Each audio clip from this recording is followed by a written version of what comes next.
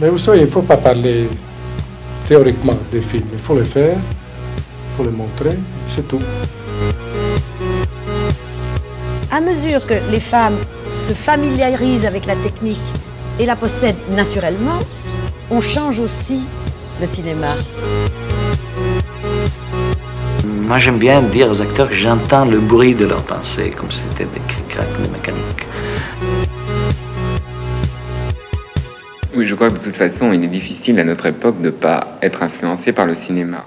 Bonjour à tous et bienvenue dans 3 films, une émission Cinésphère. Bonjour Benjamin et bonjour Guillaume. Bonjour à tous. Bonjour. Aujourd'hui, nous sommes sur le thème de Benjamin et nous sommes sur la suite de ce merveilleux concept qu'a utilisé Guillaume, donc de 3 films qui plairaient à. On avait quand même plutôt bien réussi sur celui de Guillaume. C'était même pour mon film qui était le film le plus basique, ça restait quand même une bonne... il avait passé un bon moment devant, donc c'était assez cool et on espère qu'on ait fait pareil, un bon tiercé gagnant pour Benjamin. Voilà, c'est vraiment, on croise les doigts. Mais avant tout, est-ce que vous voulez parler de quelques trucs? Qu'est-ce que vous avez vu ces derniers temps? Joué, lu? J'ai vu un film récemment que j'avais acheté en Blu-ray à Noz, là où les Blu-ray sont à 2€, c'est magnifique. Mais pour le coup, c'est un film que dont j'avais entendu parler notamment dans un autre podcast. C'est vraiment le genre de film dont j'ai jamais entendu parler, à part cette fois-là où les gens en disaient du bien. Donc je me suis dit pourquoi pas. C'est donc avec Daniel Radcliffe et c'est Jungle. Je crois que c'est australien et je dis peut-être une bêtise, mais je sais pas si c'est pas le réalisateur qui a réalisé Wolf Creek. Et c'est donc une histoire vraie avec Daniel Radcliffe qui joue le rôle d'un gars qui est parti, qui faisait plein de voyages. Et du coup, là, on se concentre sur un voyage qu'il a fait en Bolivie, me semble-t-il. Le mec lui vend le fait d'aller dans la jungle amazonienne pour vivre l'expérience qu'il ne vivra jamais ailleurs et tout. Et du coup, vu que voilà, le personnage principal joué par Daniel Radcliffe est en pleine soif d'aventure, et du coup, il veut découvrir plein de choses et tout, sortir des sentiers battus un maximum, et du coup, il se laisse emballer par ce gars qui est un peu louche, sachant qu'il est avec 2 autres potes aussi. Donc les 2 autres potes sont en mode ouais, on connaît rien de ce gars, est-ce que c'est pas un plan foireux et tout. Et du coup partent et évidemment le personnage de Daniel Radcliffe finit par se perdre dans la forêt amazonienne et donc voilà, c'est un survival en gros, hein, puisque il y a un délire un peu à la 127 heures, tu sais, ce genre de gars qui se perdent. Il y a quoi aussi des films où les gens, ouais, enfin, seuls au monde, ce délire-là, quoi. C'est vraiment le genre de film où les gars se retrouvent seuls face à la nature, quoi. Et c'était cool, en vrai, c'est pas un grand film, je crois que j'ai mis 7 sur 10. Mais j'ai passé un bon moment, la réal est pas mal, c'est bien rythmé. Il se passe pas énormément de trucs, mais il s'en passe assez pour qu'on s'ennuie pas. Il y a des scènes assez trash des fois, un peu gore et tout, mais ça reste léger et pas trop non plus grand guignolesque. Donc voilà, c'est vraiment pas mal, ça se laisse bien regarder. Et puis c'est cool de voir Daniel Radcliffe encore une fois dans des rôles qui changent, parce que j'aime bien cet acteur et j'aime bien voir qu'il fait un maximum de trucs un peu plus ou moins perchés ou quoi, mais bon là c'est pas non plus un rôle très bizarre ou quoi, hein, mais ça prouve encore ses talents d'acteur, donc ouais, c'est vraiment un film plutôt sympathique, voilà. Ok, je connaissais pas du tout. Ok. Jungle, tout simplement. Ouais, j'ai vu pas mal de trucs ces derniers temps. J'ai aussi joué à un jeu vidéo qui s'appelle Until Dawn, qui était sorti en 2015. Ah ouais. C'était un des premiers jeux à choix là, exclusifs à la PS4. Et j'ai joué, c'est assez sympa. Bon, ça a un peu vieilli au niveau des personnages, hein. Ça fait vraiment personnages random de films d'horreur, des adolescents qui pensent qu'à baiser et compagnie. Mais franchement, ouais, c'était vraiment pas mal. Et mais du coup, tu l'as vu pour pour voir le film? Il y a un film Until Dawn actuellement, du coup. Oui, du coup, donc ça n'a pas de rapport. Ah, mais okay. ouais, non, il y a un film. Je savais pas. Ouais. Alors je sais pas s'il est encore au cinéma, mais il est sorti. S'il y est plus, c'est il y a pas longtemps qu'il est sorti. Ouais. Ah, j'en ai Ouais, absolument parce qu'il pas avait, entendu il a parler. eu, il a eu son petit succès quand le jeu était sorti, donc Ah bah ils ont dis donc, décidé ouais, de surfer. Enfin, surfer après quelques années, hein, donc c'est Oui, oui. plus vraiment du surfage là. Mais... Et sinon, bah, j'ai fini Game of Thrones, qui était vraiment sympa. C'était vraiment une bonne série. J'avoue que j'étais un peu content quand ça s'est terminé parce que bah, ça faisait beaucoup d'épisodes, beaucoup de personnages. Et bah, c'est peut-être le problème que j'ai, ouais, c'est qu'on suit énormément de personnages dans la série. Et au bout d'un moment, ouais, juste tu décroches un peu. Et c'est vrai que ça fait du bien quand tous les personnages importants se réunissent à la fin et que tu as l'impression de suivre 3 histoires maximum en parallèle.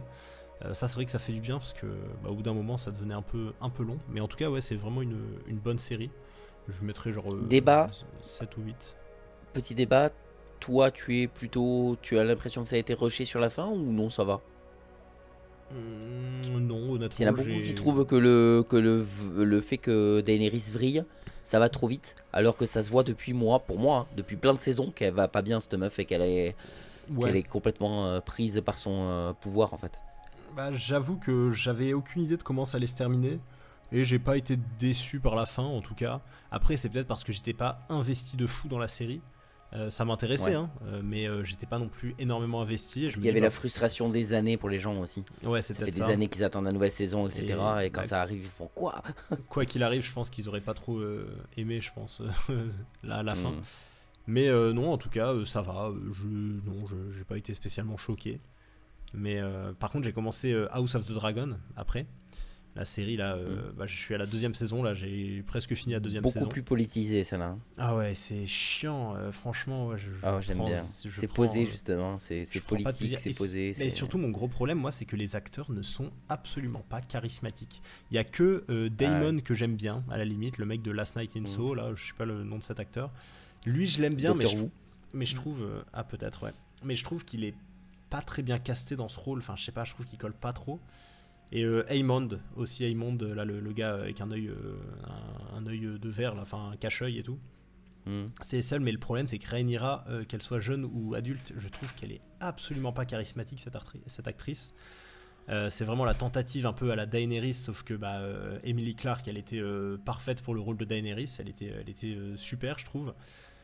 Arya Stark aussi, c'était forcément c'était une de mes préférées. J'adore Maisie Williams, c'est ça, l'actrice. C'est des personnages ils sont ultra forts ces personnages. Alors que là, franchement, Rhaenyra, je l'aime pas du tout. Quand elle est jeune, j'accroche pas du tout. Je trouve qu'elle joue pas très bien et surtout l'adulte là, quand elle sourit, Rhaenyra adulte, on dirait le Joker. Je vous jure que c'est vrai, c'est pas une blague. Le Joker de Jack Nicholson. Vous regardez quand elle sourit, et on a l'impression qu'il y a des poches sous ses joues et ça lui fait vraiment un sourire comme le Joker de Jack Nicholson. C'est ultra perturbant hein, quand je la vois sourire. Bon, elle sourit pas souvent heureusement, mais je vois vraiment le Joker. Et du coup, bah, ça c'était plus chiant. Et sinon, j'ai regardé d'autres films. J'ai revu Dernier Train pour Busan, qui est absolument excellent. J'adore ce film, il est incroyable.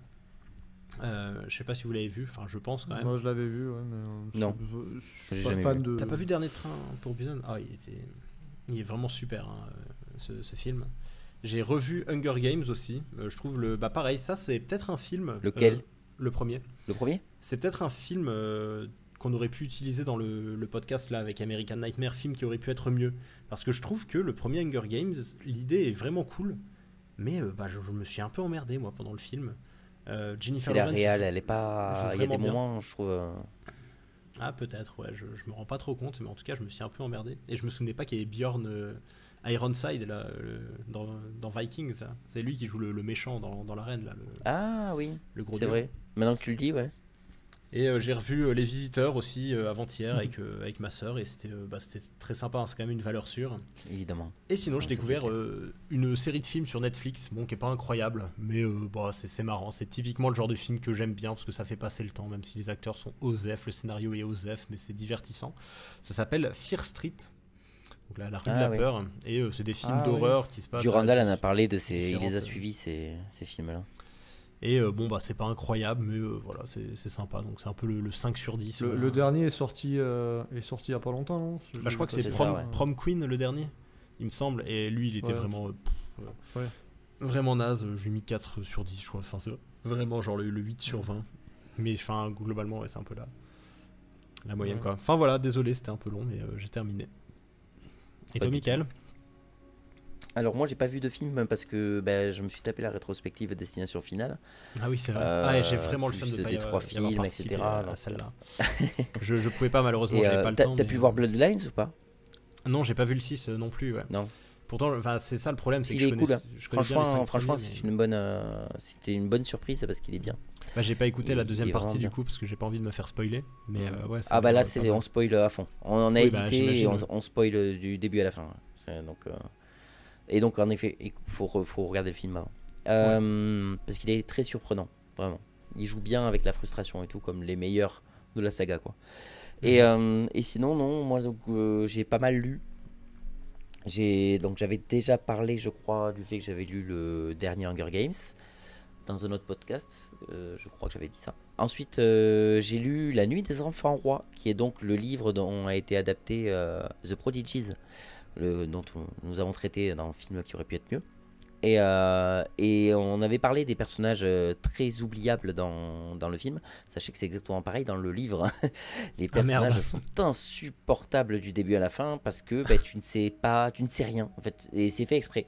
C'est écrit de cette manière en fait pour que on joue avec ta frustration de ne rien comprendre à ce qu'il se passe. Et donc le livre m'a vraiment insupporté. Donc limite je préfère le film que le livre. Mais je comprends c'est une très mauvaise adaptation le film, clairement. Et après là je suis en train de lire le mystère de la chambre jaune de Gaston Leroux. J'adore. J'avais déjà vu le film avec Denis Podalides. J'avais lu plusieurs fois la bande dessinée. Et j'avais jamais lu le roman. Je l'avais trouvé dans une boîte à lire. Donc je me suis mis à le bouquiner. Et c'est excellent. Voilà. Alors que je connais l'histoire par cœur. Parce que comme je dis, j'ai vu le film, j'ai lu la BD plusieurs fois. Et pourtant, je suis toujours pris dedans. Tellement c'est bien. C'est super bien, le mystère de la chambre jaune. Je connais pas du tout. Non. Je sais que c'est Gaston Leroux. Mais ouais, ça c'est un genre de Sherlock Holmes en fait, mais français. Et c'est vraiment excellent. C'est vraiment. Je suis pris dans l'histoire, dans la manière d'écrire. C'est vraiment ultra prenant, quoi. Voilà, c'est mes petits trucs. Ah si, j'ai fini, parce que j'ai un émulateur sur Home Station où je joue à des vieux jeux, et je viens de finir pour la énième fois Final Fantasy X, et clairement c'est un de mes Final Fantasy préférés, mais à côté de ça c'est quand même aussi un des plus lents. C'est insupportable, il y a des moments où je voulais jeter ma manette contre contre mon PC tellement c'est lent, et tu te fais chier, tu te dis mais les cinématiques sont d'une longueur extrême, c'est lent, c'est beau mais c'est lent, c'est chiant, le rythme est lent en fait, c'est pas genre c'est le rythme est très très lent. T'aimes bien Denis Villeneuve ou pas? J'adore Denis Villeneuve. Ouais, c'est pour ça que t'adores FF10 du coup. J'ai jamais joué à un seul FF de ma vie. J'ai jamais trouvé le rythme lent chez Denis Villeneuve. Je le considère pas comme lent. Je le considère comme contemplatif. Oui, c'est vrai, ouais. Mais voilà. Le problème, c'est que contemplatif, pour moi, c'est lent. Et voilà. Donc nous allons maintenant entrer dans le vif du sujet, donc avec le thème de Benjamin. Donc on a essayé un petit peu de choisir, on expliquera chacun pourquoi on a choisi le film qu'on a choisi en espérant que ça pouvait lui plaire. Et c'est Benjamin qui commence avec son propre film.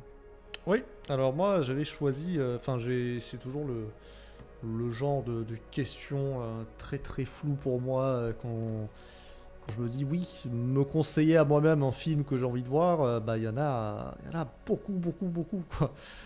Donc j'ai fait un peu, pas du pif, mais bon j'ai regardé un peu sur internet, sur les films, les films de qualité, les tops, des trucs comme ça. J'ai cherché un peu partout, différents thèmes et tout.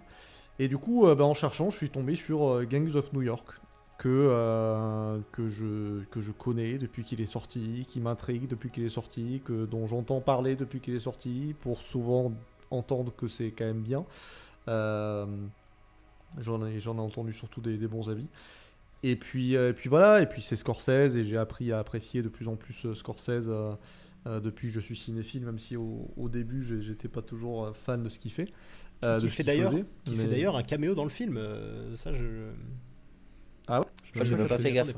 Vous savez, à un moment, ils entrent dans une maison pour voler des trucs et tout, et lui, il est à table avec sa famille.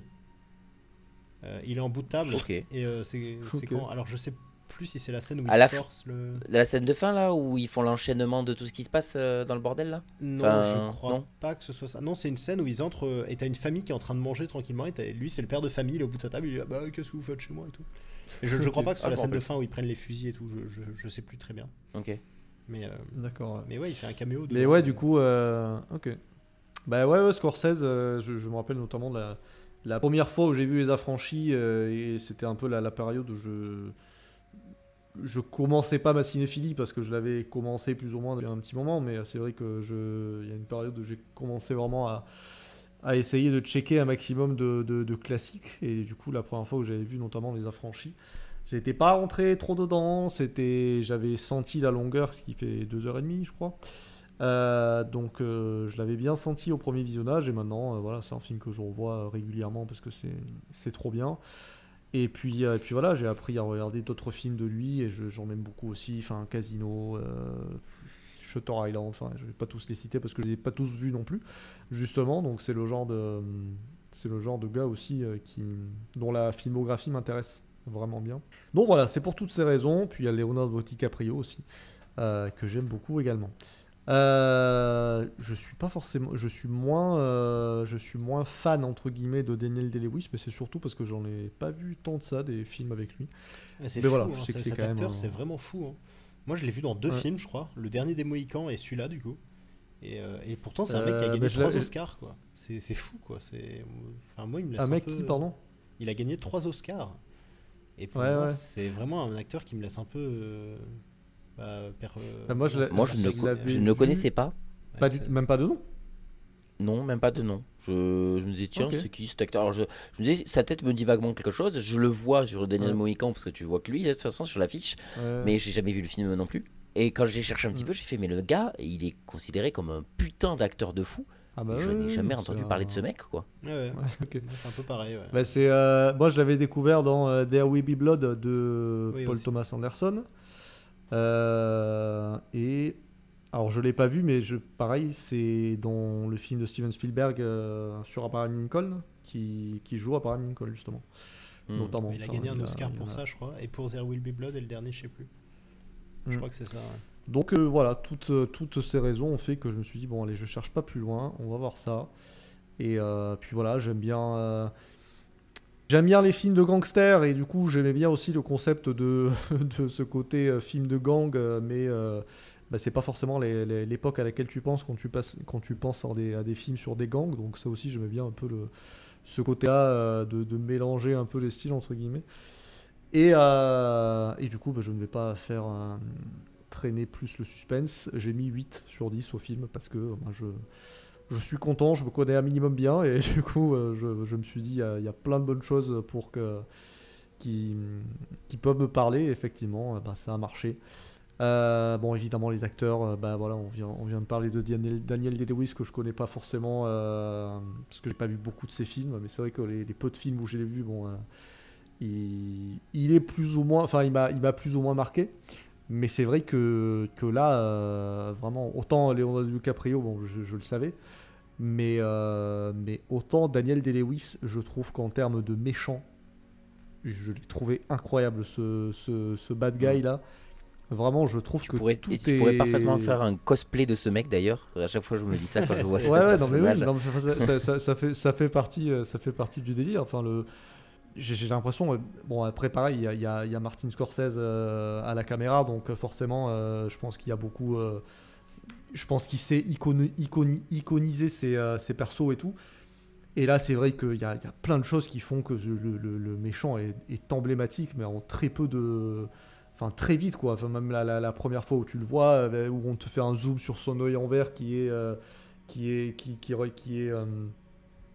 un aigle en fait au milieu de son œil, et du coup c'est con parce que tu le vois une fois, on le zoome dessus, bah après pendant le film bah, presque tu l'oublies, mais juste le fait de te dire que tu sais qu'il a ça, c'est tellement stylé quoi. Et puis ouais, le nom aussi, le Bill le Boucher, tu vois, Bill the Butcher, c'est que des trucs comme ça où c'est plein d'ingrédients qui font que le méchant est emblématique en quelques scènes, quoi. Et du coup, enfin, plus ça va et plus il prend de l'ampleur et plus il prend du charisme. Et puis notamment la scène où justement il découvre que Leonardo DiCaprio est un traître et où pareil lui marave la gueule sur la table là et tout. Enfin, là je sais qu'à un moment il y a une scène vraiment en contre-plongée où là c'est le plan iconique par excellence, enfin où il est avec tous ses couteaux, avec sa ceinture et les couteaux qui dépassent et le hachoir et tout, et il y a plein de moments, plein de plans où je me suis dit mais c'est plus la classe, quoi.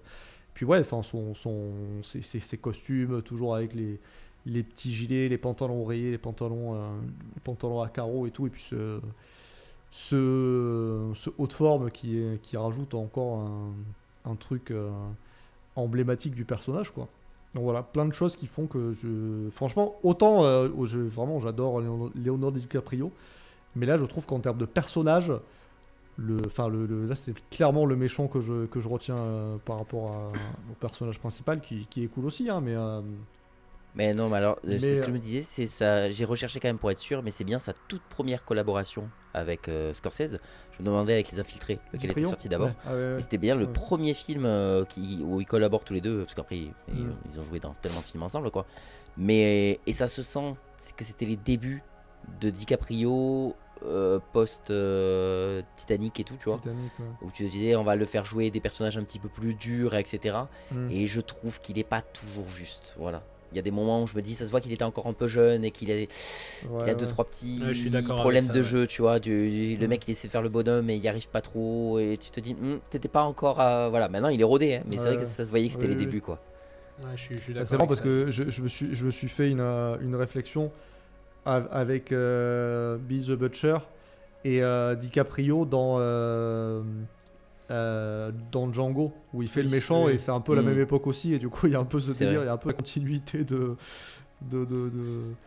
comme s'il avait passé le flambeau, enfin entre lui à cette époque-là et Daniel Day-Lewis, il y a un peu un mix des DiCaprio dans Django, il est incroyable, hein. Bah ouais, c'est aussi un grand méchant très emblématique, et du coup je me suis fait le rapport dans la tête. Mais non, sinon après le film se tient, il fait 2h30. Alors je vais pas dire que je les ai pas sentis, parce qu'il y a quand même un moment où j'ai mis pause, je suis allé faire un truc et au moment où j'ai mis pause et que je pensais que c'était la fin, j'ai vu qu'il restait encore genre 3 quarts d'heure, un truc comme ça. Je me suis dit ah ouais. Mais bon, après c'est la dernière partie qui prend quand même un peu de temps et tout, et du coup c'est vrai que c'est là où il y a le plus d'action entre guillemets, même si c'est pas un film où il y a beaucoup d'action, mais il se passe quand même beaucoup de trucs. Donc c'est la scène notamment de grosses bastons, de grosses guerres civiles, les émeutes et tout là. Donc voilà, ça bouge quand même beaucoup à la fin. Mais ouais, c'est le moment en fait où justement Bill le boucher découvre que DiCaprio est le traître. C'est ce moment-là où je me suis dit on dirait que c'est la fin, et en fait non, ça repart. Ça repart de suite après. C'est exactement le problème que j'ai eu, ça. C'est que je me suis dit le film aurait limite dû s'arrêter là pour moi, parce que j'étais vraiment à fond dans le film. Jusqu'ici, je suis totalement d'accord avec toi. C'est vrai que Daniel Day-Lewis, c'est un sacré personnage. Par contre, DiCaprio, moi, il m'a pas convaincu. C'est la première fois de ma vie que je me sens un peu déçu par DiCaprio. Bon, alors ça va, hein, il fait le job. Mais je l'ai pas trouvé exceptionnel non plus. Alors que Bill le Boucher, il était bien plus intéressant, je trouve, comme personnage. Et en fait, t'arrives au climax du film. Pour moi, ça devait être la fin du film, où il découvre la vérité sur lui. Et après ça, je trouve que le film a complètement perdu en rythme. Et j'ai vraiment perdu de l'intérêt pour le film. Et je me suis même un peu fait chier. Et j'attendais vraiment que ça se termine à la fin. Et c'est le problème, c'est que moi, ça m'a un peu bousillé mon plaisir du film. Je sais pas comment dire, mais mon expérience, voilà, en regardant ce film. Et ouais, franchement, j'ai un peu été déçu, et ouais, la fin, elle a été longue, hein. Pour moi, ça a vraiment été long, et je trouve que comme ça se termine, je sais pas, il meurt un peu de manière nulle, Bill le Boucher, et ouais, je sais pas. Je comprends pas trop pourquoi il est allé aussi loin après. Est-ce qu'il voulait absolument qu'il venge la mort de son père? Donc Liam Neeson, encore une fois, dans un film qu'on n'attend pas, hein, c'est incroyable.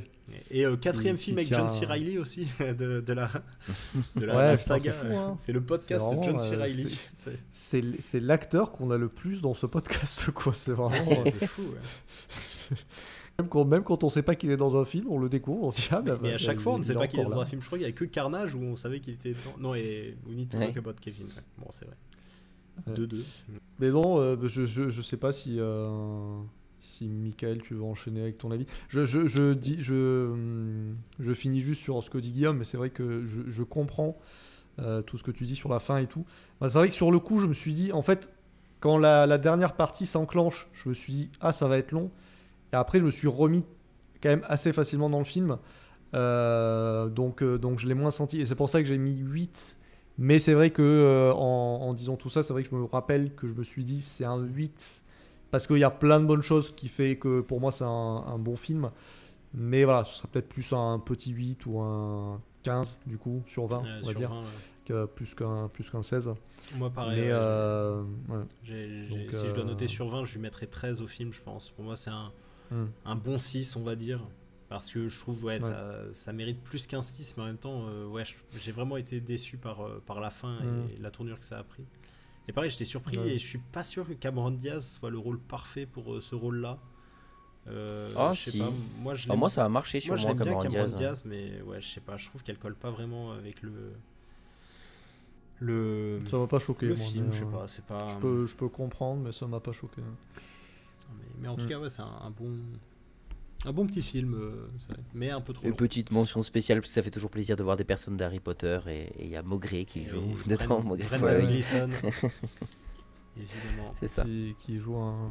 Il est cool aussi son personnage, ouais. C'est qu'au début, le fait que tu crois que c'est un petit con, enfin un gros con même, qui pense qu'au fric et tout, et qu'après quand tu as un peu le retournement de situation de pourquoi ce qu'il avait fait, c'était pas mal ça. Et qui se fait tuer d'une manière atroce aussi, parce que là encore une fois, Daniel Day-Lewis, on te le montre comme... C'est ça aussi qui est intéressant. Le gars qui a plein de principes. Vraiment...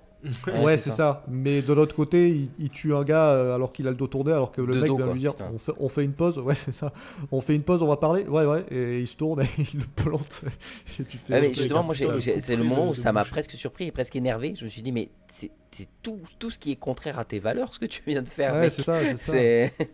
Et je trouve que d'ailleurs, il y a une scène incroyable aussi avec ce perso. C'est quand justement Bill est assis devant le lit de justement où il y a Leonardo DiCaprio et Cameron Diaz, et où il a en plus avec ce drapeau américain qui lui sort de couverture, là c'est pareil, l'image est folle quoi.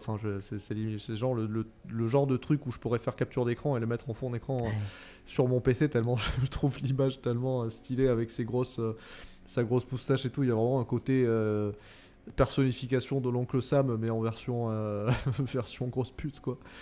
Et là tout le moment où il parle justement de son père, sans savoir que c'est son père dans la scène, il le sait pas encore, mais ouais, qui lui dit c'est un des plus grands ennemis que j'ai combattu, je suis fier de l'avoir genre il est content de l'avoir tué, parce que c'est genre comme un peu un trophée pour lui, mais tu sens vraiment qu'il y a beaucoup de respect derrière cette mort, et c'était un peu le combattant avec des valeurs, et qu'il était fier de combattre et tout, et c'est pour ça qu'il y a ce truc un peu bizarre de genre je rends hommage tous les ans tellement c'est un grand homme alors que c'est moi qui l'ai tué, tu vois. C'est une espèce d'ambivalence comme ça qui est très intéressant, je trouve.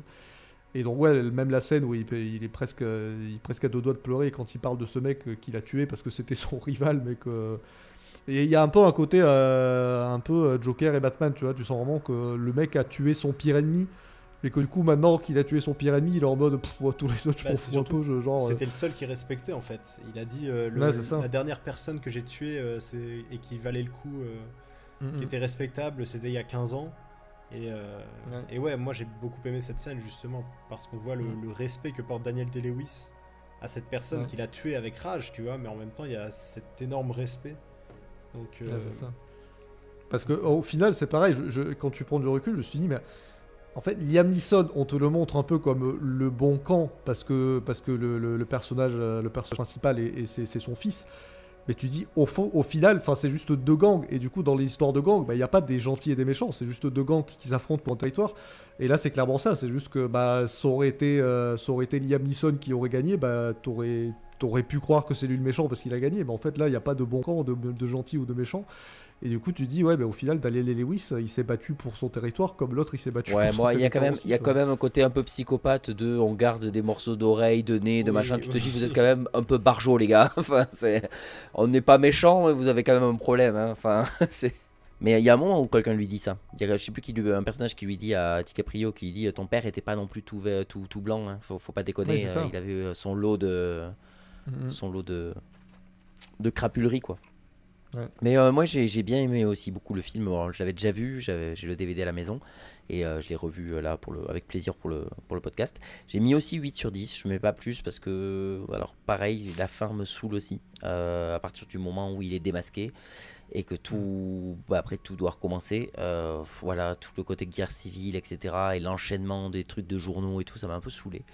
Je commence à trouver ça long. C'est exactement ce que tu dis en fait. On a l'impression que le film repart un peu à zéro et du coup il y a ce truc de faut se remettre dedans quoi, parce qu'il y a presque une histoire qui recommence alors que tout le film, toute la première partie est concentrée sur ce jeu d'espion, d'infiltration et tout, de Leonardo DiCaprio qui se fait passer pour le méchant. C'est pareil, il y a un peu ce côté, dans Les Infiltrés, c'est l'histoire, c'est un flic qui se fait passer pour un méchant pour s'infiltrer dans un gang aussi de mafieux. Et là, il y a un peu ce truc-là, et c'est vrai qu'une fois qu'il est démasqué, le film perd un peu de son intérêt. Alors du coup, faut se remettre dedans, et du coup, c'est ce passage-là qui est un peu bâtard, quoi. C'est ça. Et après, il y a le truc aussi que je trouve ça un peu trop facile, qu'il le laisse vivant. Oui, à c'est ça aussi qui m'a saoulé. Parce que exactement, il dit, c'est exactement ce que m'a fait ton père. Et j'ai fini par être plus fort et j'ai tué ton père. Et tu fais la même chose avec lui. Donc tu sais qu'il va avoir 2 fois plus de rage et donc qu'il va avoir les moyens de te buter. Parce que il t'est arrivé la même chose. Moi, dans le doute, je me dis, je fais pas la même chose à ce mec. Surtout après la saloperie qu'il m'a fait. Là, je le pends haut et court, je l'étripe, je le torture à mort. Voilà, du calme. Tout va bien, tu es dans mais non, mais je trouve que c'est pas cohérent en fait avec le personnage, encore une fois. Après, c'est le but du personnage, hein. C'est qu'il soit complètement, comme on dit, il tue un mec le dos tourné, alors que c'est pas du tout dans ses valeurs. Le but, c'est qu'il te surprenne tout le temps. Mais quand même, je trouvais ça trop facile. C'était une facilité scénaristique pour moi de le laisser vivant à ce moment-là, comme ça. Ils auraient pu nous faire une Braveheart, je sais pas, une longue mort bien horrible. Mais non, ça n'est pas arrivé. Et que ce soit la fin. Pour le coup, ça se rebelle, ouais. Et le combat de fin, tu as parlé de Benjamin, d'action. Je suis d'accord. Il y a de l'action parce qu'il y a de la guerre civile et qu'il y a des explosions. Je trouve ça nul de chez nul. Je trouve le combat de fin d'une longueur et c'est un faux. Enfin, pour moi, il y a de la fausse action. C'est-à-dire qu'il y a des trucs qui explosent autour d'eux. Mais en même temps, ça reste très lent et très posé et donc du coup, je trouve que c'est assez bâtard. Vraiment, moi, jusqu'à qu'il se fasse démasquer, c'est un putain de bon film. Et après, je trouve qu'il y a une chute vertigineuse de rythme qui fait que alors, je mets pas moins de 8 parce que moi, ça me fait pas oublier un peu. Enfin, Guillaume, il dit vraiment, ça l'a déçu. Ça me déçoit pas, moi. Je me dis, c'est dommage, mais j'ai tellement aimé la première partie que je m'en fiche. En fait, c'est pas non plus, c'est pas grave en fait que ce soit moins bien. Je retiens surtout tout ce que j'ai aimé avant. Après, j'adore tous les personnages. J'ai pas dit, mais il y a Slughorn aussi qui joue. Il y a Harry Potter, mais voilà. Et donc j'ai bien aimé le côté un petit. C'est celui qui fait le maire. Le maire, ouais. Ouais, ou le maire de la ville. Oui, ok. Ouais. Qui est dans Harry Potter 6 aussi, qui joue Horace Slughorn. Et bref, et donc non, après j'ai accroché à tous les personnages. J'aime bien les mecs qui passent leur temps à changer de camp. Ça me fait rire en fait, parce qu'ils vont un peu du côté de sauver leur peau, quoi. Et du coup c'est pas mal. Mais tu vois, j'ai été touché par le fait qu'il fasse buter le meilleur pote de DiCaprio. Et t'es triste pour lui, tu vois. Enfin, le meilleur pote, là c'est pareil, oui, meilleur pote. C'est un peu ambigu parce que c'est son meilleur pote, mais c'est lui qui l'a balancé, quoi. Donc, c'est ça, mais je sais pas, c'est aussi ça le mais problème. Mais il y a quand même un truc, il y a un truc pendant tout le long sur ça, justement, comme on est tellement à Gotham City que même les gars qui te balance, qui machin et tout, ça fait pas de toi. Les gens ils passent leur temps à changer de camp en fait. Donc Ouais. au bout d'un moment, tu sais qu'ils sont tous assez crapules, donc tu acceptes aussi. Ça n'enlève pas l'amitié que tu as pour quelqu'un du fait qu'il t'ait mis un couteau dans le dos, quoi. C'est ça qui est fou. Enfin, Je sais pas, moi je me suis pas attaché au personnage justement. La mort de son pote, moi je me dis bah écoute, bien fait, hein, tu la balances, tant pis pour toi. Et franchement, le DiCaprio qui est là, genre ah non, c'est dur, allez, je te mets une balle dans la tête. T'es là, oui, bon, enfin je sais pas, ouais, justement, moi ça, pareil à la fin, le gars qui va sauter sur les CRS là et qui se fait tabasser par tous les gars, celui, lui aussi il est connu, attends, je sais plus qui joue, enfin il joue dans d'autres trucs, j'ai reconnu l'acteur.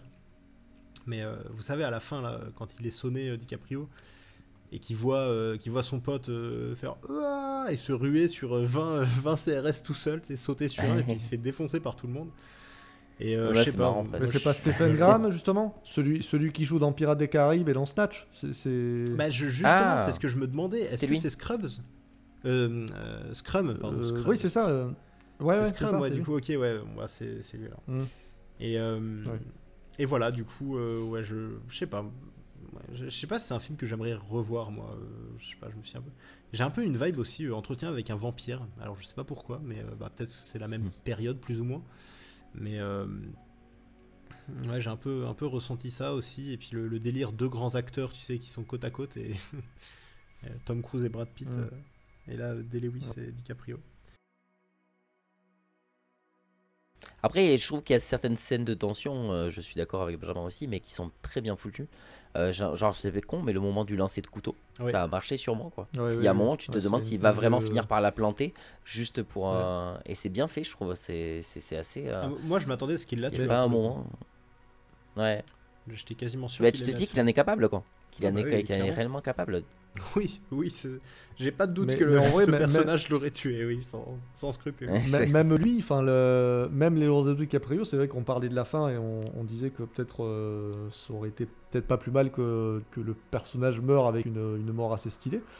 Mais c'est vrai qu'il est quand même tellement en très mauvaise posture, Leonardo DiCaprio, où il se retrouve sur la table à se faire démonter de la tête à coups de tête, carrément. C'est ce que fait aussi ça aussi, je trouve assez stylé, qu'il utilise même pas ses poings, il le démonte mais à coup de boule, quoi. Un coup de front. Et tu te dis, bah, il va le démonter en fait avec tous ses haches et tout là qui balance et qui jette en l'air. Il va le démembrer littéralement et ce sera la fin du personnage principal. Et tu te dis, mais ça, franchement, je me suis dit, c'est possible vu comment part le film. Et parce que c'est pareil, la tentative de rébellion de DiCaprio qui part en sucette qu'à partir du moment où l'autre, son complice qui était censé déclencher un peu le piège se fait avoir et que tu vois qu'il se trouve en mode ah merde putain maintenant faut que je me débrouille tout seul, et du coup qui se chie littéralement alors qu'il a qu'une balle et qu'il foire tout son plan, et que du coup bah tu te dis ah bah du coup il s'est bien fait, c'est cramé quoi, du coup il va mourir. Et puis non, et du coup Moi, je m'attendais vraiment. ce serait intéressant de faire une fin alternative où il meurt quoi.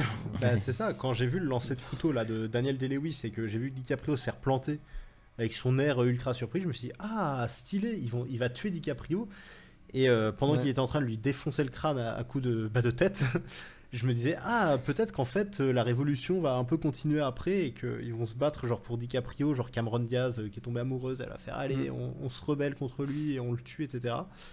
Et en fait non, et c'est là que j'ai un peu dit mais pourquoi tu le tues pas, enfin le mec il tue à tour de bras depuis le début du film, il a aucun honneur parce qu'il tue Brendan Gleeson dans le dos et tout, et tu te dis pourquoi tu le tues pas là en fait, enfin moi j'ai pas trop compris ça. Alors maintenant, nous allons passer au film de Guillaume. Pourquoi tu as Alors, choisi ce film?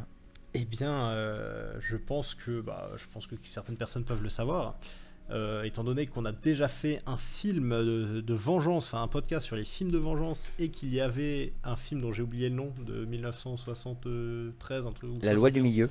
La loi du Get milieu, Carter. exactement, avec Get Michael Carter. Caine.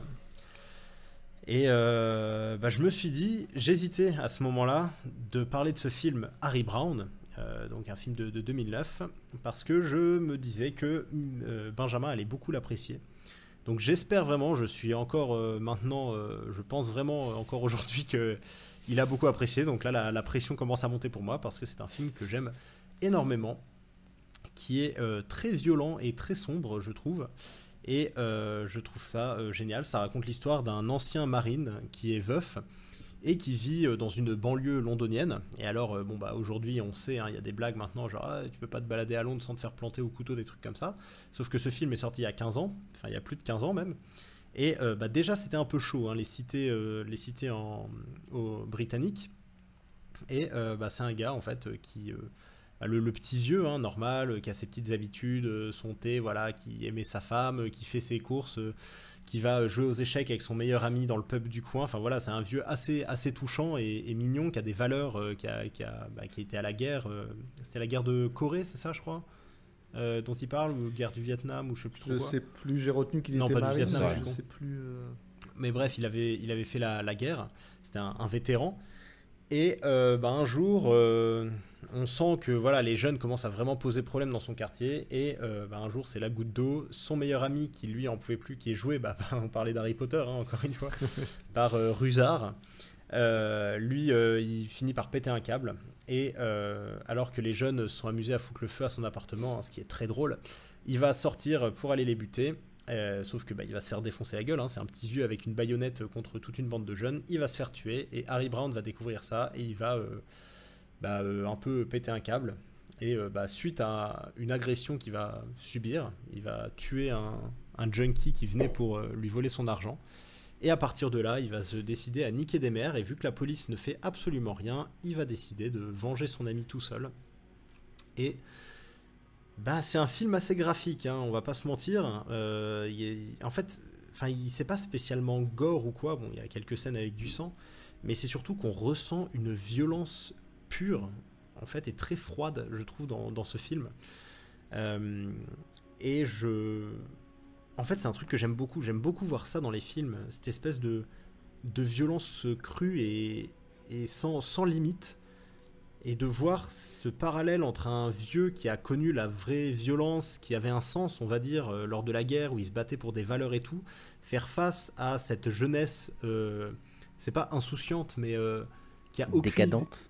Ouais, décadente, et qui a aucune idée en fait de ce que c'est vraiment que d'avoir des valeurs, et qui est d'une violence extrême parce qu'ils n'ont aucune limite en fait. Et ouais, c'est vraiment glauque au niveau drogue, au niveau armes, au niveau sexe. Enfin, il y a vraiment énormément de scènes assez choquantes dans ce film. Et je trouve qu'il est très bien fait pour ça. Parce que je pense qu'on peut jamais être trop violent, montrer trop de violence dans un film.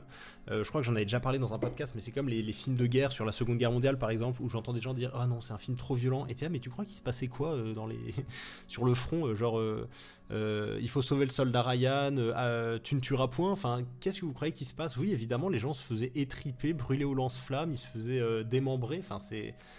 Et là, je pense que ouais, c'est vraiment la même chose ici. Et je trouve que ce côté, que ce soit en plus britannique, je sais pas, ça rajoute avec les maisons en briques, le mauvais temps tout le temps, ça rajoute vraiment un côté déprimant et qui rajoute en fait à la froideur du film.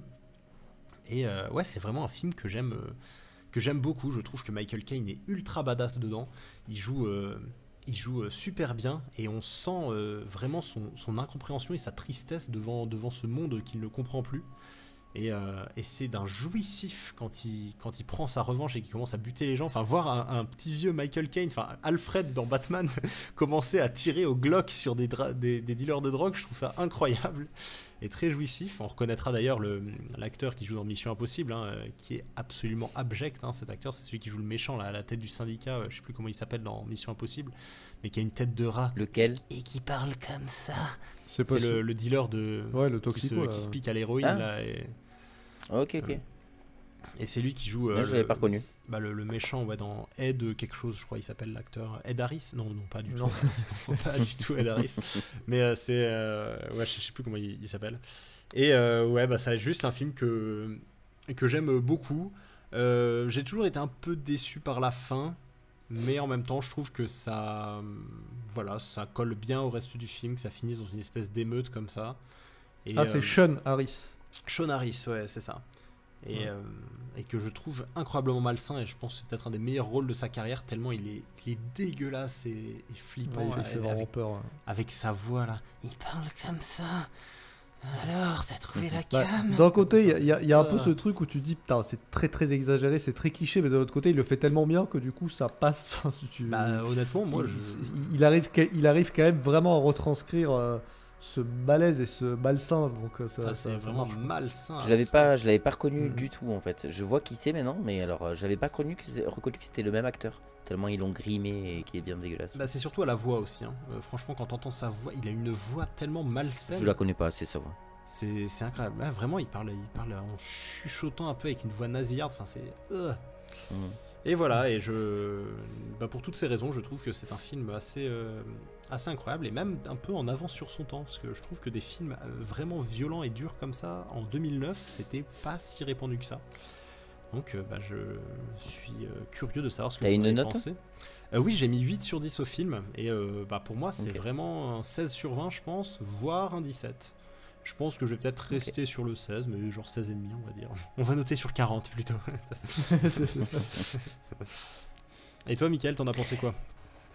Oui, il était cool. J'ai passé un bon moment devant, un peu moins bon que toi, je pense que je suis plus sur un 14, mais franchement c'est vrai que j'ai été très surpris. Je savais pas à quoi m'attendre du tout avec ce film, j'avais un petit peu peur, parce que je me demandais si ça allait être ma cam et tout, et oui évidemment comme tu dis, déjà l'interprétation de Michael Caine est incroyable du début à la fin, j'étais tellement touché par ce personnage, et il m'a vraiment fait quelque chose. C'est ça qui est cool, c'est le côté, si tu mets le côté badass à part, c'est pas juste un film de revanche où le gars pète un câble et il tue des gens avec une tête complètement fermée et sans émotion. Mais le truc, c'est qu'au début du film, tu le vois pleurer dans plusieurs scènes parce que tu sens vraiment qu'il est au bout de sa vie. Et il pleure déjà parce qu'il perd sa femme, et après, même quand le flic vient le voir pour lui annoncer la mort de son pote, et c'est vrai que tu vois qu'il garde la face pendant tout le moment où il y a le flic, et dès que le film ferme la porte et que tu le vois fondre en larmes, c'est tellement touchant, de le voir, de voir le changement juste après, du coup, qu'il fait péter un câble, c'est encore plus prenant, quoi. Alors, j'ai adoré donc la scène avec Sean Harris, mais je l'ai trouvé un poil longue. Mais après, c'était pas non plus. C'est-à-dire que c'est fait exprès de laisser traîner vraiment pour te foutre dans une ambiance malsaine, mais je l'ai quand même trouvé un poil trop longue. Dans les silences, dans le truc et tout, il y a un moment tu te dis c'est fait exprès, mais voilà, ça veut pas dire que ça marche sur moi non plus. Ça a marché pendant un temps, on va dire pendant 80% du temps, et j'ai trouvé qu'il y avait 20% de trop. C'est un film de vengeance très, très réaliste. C'est-à-dire que c'est pas le mec qui bute à tour de bras n'importe qui, etc. Genre vraiment, tu t'as pas tant de personnes que ça finalement. En fait, il se venge vraiment. Il en tue 2-3 je crois, ou 4 peut-être, grand max. Il en tue 6 je crois. Ah ouais.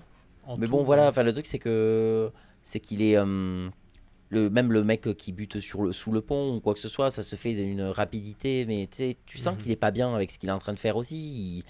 Il le fait parce qu'il pense que c'est la meilleure chose à faire, mais en même temps tu vois qu'il est vraiment dans cette dichotomie de se dire il aimerait que la police le fasse, c'est surtout de la légitime défense, quoi. C'est ça, voilà. C'est clairement, si je le tue pas, c'est vrai, en plus. Oui, mais c'est ça qui est bien, c'est que tu sens qu'il se dit, j'ai tout essayé pour éviter toute confrontation, et là, c'était mon dernier choix. Et c'est ça que j'aime bien, c'est que tu sens la tristesse qu'il ressent à se dire, putain, mais on vit en ville, on n'est pas à la guerre, et alors que je rentre tranquillement du pub, je me fais agresser comme ça, et si bien que la seule issue possible à ce combat, c'est la mort d'un de nous deux. Enfin, c'est quand même fou. Et c'est ça que j'aime bien, c'est qu'on ressent vraiment cette peine qu'il a en fait à faire ça. Et cette peur aussi, il joue très bien le mec qui a peur, par exemple, de traverser le pont, le tunnel, parce qu'il sait qu'il peut se faire tabasser, tu vois, ou des trucs comme ça. Ouais. Et tu le vois toujours regarder, à se dire, j'irai plus vite pour aller à l'hôpital. Ouais. Mais je préfère faire un détour, mais parce que j'ai peur pour moi en fait. Et c'est bien parce que c'est réaliste, ça aussi, c'est tellement vrai. Moi le premier, j'aurais une flip monstrueuse quand j'entends qu'il y a une bande de jeunes quelque part, alors que je suis jeune moi aussi, mais quand j'entends qu'il y a une bande de jeunes, je sais que ça peut me faire peur. Je me dis qu'il y a moyen que je fasse un détour pour éviter la bande de jeunes, alors que peut-être qu'ils vont pas me faire chier, mais dans le doute, je sais pas. C'est et donc du coup, alors, surtout venant d'un vieux, c'est ça. Donc c'est vrai que j'ai été quand même vachement touché par le personnage. C'est pour moi la plus grande force du film, clairement. Donc t'as mieux parce que tout est basé sur lui, hein. Mais c'est vraiment le personnage et l'écriture de ce personnage qui est incroyable jusqu'à la fin.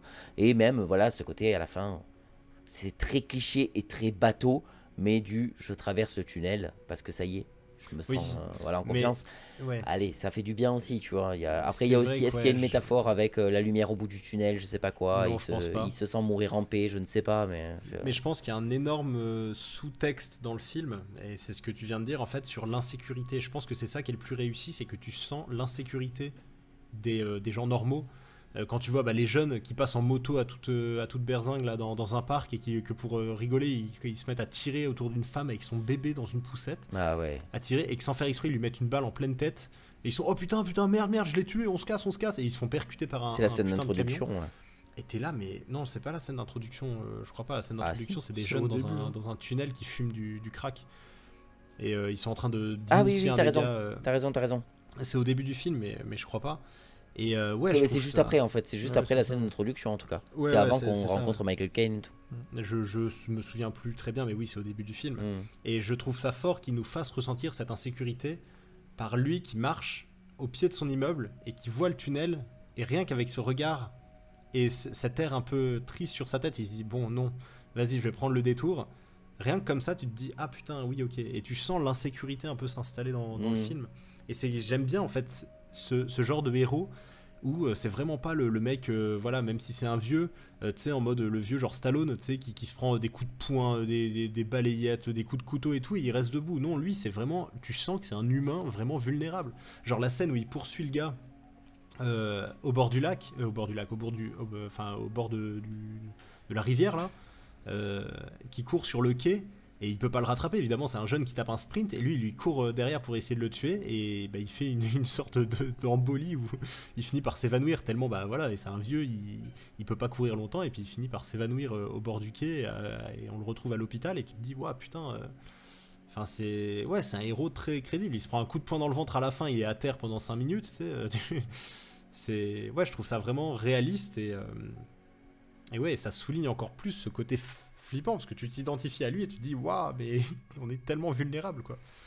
Et c'est vrai qu'il y a un coup cool parce que j'avais un peu peur quand j'ai vu que la première scène où du coup t'apprends que c'était un ancien marine et qu'il n'était pas juste marine, il a été plusieurs fois médaillé. Ouais. Donc je me suis un peu dit, est-ce que ça va pas tomber dans le côté héros un peu secret, tu connais pas son passé, mais en fait c'est une machine de guerre et tout. Et en fait, non, comme tu dis, il y a ce côté, oui, alors certes, il a eu des médailles, mais il était plus jeune, et il regrette un peu tout ce qu'il a fait parce que c'était quand même la guerre, il en est conscient et tout, donc il a essayé de changer de vie, et oui, même s'il a été médaillé de guerre et qu'il gère certains trucs et tout, bon, à la fin, c'est quand même un mec de 80 ans qui peut pas courir parce qu'il a plus de souffle, et qui est fragile mentalement parce qu'il a le poids de la vie aussi sur ses épaules et tout, donc ça j'ai trouvé bien dosé quoi. Bon Benjamin, toi tu en as pensé quoi? Alors, je vais essayer de faire durer un peu le suspense qu'on m'a fait Guillaume sur son épisode. Alors moi c'est un film dont c'est vrai qu'à part Guillaume, j'ai jamais entendu parler de ce film, et je sais que du coup il y a un peu ce côté mystérieux autour de ce film que j'ai depuis un moment, parce que je le connais depuis un moment, parce que Guillaume m'en a parlé depuis quelques années. Et c'est vrai que c'est ce genre de film un peu mystérieux où tu te fais un peu ton propre film dans la tête, parce que du coup il m'avait pitché le truc, l'histoire d'un vieux qui se rebelle et qui se met à tuer des gars et tout, un peu en mode film de vengeance et tout, un peu justicier. Et du coup voilà, je m'étais fait cet avis, mais après c'est vrai que moi-même je suis pas forcément allé chercher plus d'infos que ça sur le film, j'avais juste vu l'affiche. Et donc voilà, c'est vrai que peut-être que j'en ai entendu parler comme ça vite fait sur des podcasts ou quoi, mais c'est vrai que c'est assez rare. Et donc du coup déjà j'étais ravi de voir ce film dont Guillaume m'a parlé depuis si longtemps. Et au final, est-ce que Guillaume me connaît si bien que ça? Eh bien oui, quand même, parce que alors j'ai pas autant de hype que toi Guillaume, mais je pense que on est sur un set aussi comique, j'ai à peu près le même avis que lui sur pas mal de choses. Mais c'est vrai que je pense qu'on est clairement sur le genre de film où tu t'attends à autre chose. Enfin, c'est moi vu ce que tu m'en avais dit Guillaume, j'avais un peu ce truc de me faire un peu mon propre film dans la tête qui n'était pas celui que j'ai vu du coup. Donc c'est pas vraiment de la déception, mais c'est un truc un peu en mode ah c'est comme ça en fait. Et c'est vrai que je m'attendais à un peu plus d'action. Je m'attendais à un film un peu plus action, un peu plus peut-être décomplexé, avec ce côté justement un peu héros justicier.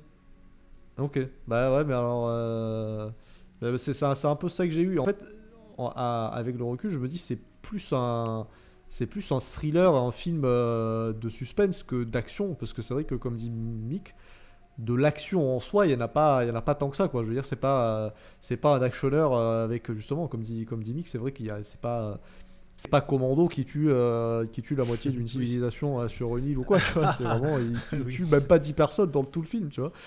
J'ai trouvé, mais ça du coup c'est avec le recul, je me dis que ça va avec le rythme du film aussi, qui est pas hyper soutenu, mais c'est vrai que je me suis pas forcément ennuyé, sachant qu'il est pas long, il fait 1h40. Mais c'est vrai que je me suis dit, il y a un moment où je me suis dit quand est-ce que le film démarre, parce que du coup il prend son temps, donc ça c'est une qualité en soi, hein. Mais c'est vrai que voilà, dans l'image que je m'étais fait du film, je pensais pas que ça mettrait autant de temps entre guillemets à démarrer. Parce que là c'est vrai que ce qui est bien, c'est qu'on prend son temps pour te poser voilà, l'histoire avec son meilleur ami là, deux petits vieux qui cherchent juste à vivre leur petite retraite tranquille et qui se font emmerder par des jeunes qui deviennent de plus en plus violents pour de moins en moins de raisons, quoi. Et donc voilà, j'étais peut-être un peu, pas dérangé, mais je sais pas comment dire, mais ouais, un peu déstabilisé par ce rythme. Mais sinon, voilà, ça reste un bon film qui va pas forcément moi rester dans mon top ou quoi. Mais oui, après je vais pas répéter tout ce que vous avez dit, mais voilà, c'est bien, mais sinon je sens que je vais répéter tout ce que vous avez dit, donc je vais pas le faire. mais non, en gros, voilà, j'ai passé un bon moment. Je m'attendais pas forcément à ça. Et tu vois, là, sur Google, il est noté en thriller/action. Et c'est vrai que je retiens plus le côté thriller que le côté action, là où peut-être que je m'attendais. C'est un film d'ambiance à autre plus chose. qu'un film d'action. Ouais, c'est ça, vraiment ambiance, genre te faire ressentir la tension, même l'affiche, l'insécurité hein. et tout. L'affiche, elle fait quand même film d'action un petit peu, tu vois, le gars avec le flingue et tout. Oui, c'est ça. Parce que c'est vrai que c'est. À part ce que m'avait dit Guillaume, j'avais juste l'affiche en tête et après j'avais pas d'autres infos. Et c'est vrai que l'affiche m'a vendu un autre film aussi, du coup, qui correspond plus à ce que je m'en étais fait. Donc. Mais non, sinon, je confirme aussi le côté Angleterre. C'est pour ça aussi que j'aime les films anglais. Là où tu peux vite avoir dans les actionneurs, par exemple, les actionneurs un peu clichés des années 80 chez les Américains, où c'est très vite très ensoleillé. Enfin, souvent, voilà, il y a très vite du soleil et tout, et les mecs sont torse nu. Enfin, je sais pas, je pense comme ça à un Commando ou à Rambo 2 ou des trucs comme ça, mais c'est vrai que les mecs sont dans des pays chauds, du coup ils se mettent torse nu pour rien et tout. Bon, ben là forcément tu te retrouves avec ce côté ouais, comme tu dis, un peu poisseux de l'Angleterre, gris, humide et tout. Et j'aime beaucoup ça, justement, ce contraste qui rajoute, justement, comme tu dis, dans le côté film à ambiance. Bon, bah, de suite, tu le mets dans une banlieue anglaise, moi, ça marche tout de suite, quoi. Enfin, t'es en deux scènes, t'es pris dans le truc, quoi. Donc ça marche vraiment très, très bien. Et puis ouais, le côté banlieue, mais c'est pareil, le côté... je trouve intéressant ces films qui montrent la banlieue, mais pas du côté des banlieusards, c'est vraiment du côté des gens qui habitent dans la banlieue, mais qui sont pas des racailles ou quoi, c'est juste des gars qui ont pas beaucoup d'argent et qui font avec ce qu'ils peuvent. Et là, bah, du coup, c'est deux petits vieux qui dealent pas forcément de la drogue, qui ont pas forcément des armes ou quoi, mais juste ils essayent de faire avec ce qu'ils ont, les pauvres, quoi. Et ils se retrouvent un peu là, coincés, sans qu'ils puissent forcément partir ou quoi, et du coup, ouais, ils se retrouvent coincés dans une jungle qu'ils ont pas choisie, quoi, et je trouve intéressant justement de prendre ce biais-là, et donc forcément encore plus quand c'est un de ces personnages lambda entre guillemets qui prend les armes. Donc voilà, pareil pour la fin. La fin va un peu avec ce que je disais sur le rythme du film. Tout le côté bar et tout, il y a peut-être un moment où je l'ai trouvé peut-être un peu ça long. je suis voilà, d'accord avec sans toi. que ce soit trop méchant, mais c'est vrai que voilà. Ce que j'aime bien, c'est en fait, la différence qui est faite entre Harry Brown et les jeunes, en fait. À quel point ils ne se ressemblent en rien. Le côté vraiment mignon, en fait, d'Harry Brown, c'est qu'il va jouer aux échecs avec sa bière, avec son ami, tu sais, tous les jours, qu'il va voir sa sœur qui est malade à l'hôpital, qui finit par mourir et tout. Enfin, il y a vraiment... Et puis même, je trouve ce plan où il se réveille, et tu le vois mettre ses chaussons, préparer son petit déjeuner, manger son petit déjeuner tout seul dans sa cuisine, faire sa vaisselle, ensuite s'habiller, mettre ses jolies petites chaussures là, sortir pour aller à l'hôpital et tout. Enfin, c'est vraiment le quotidien d'un vieux tout mignon.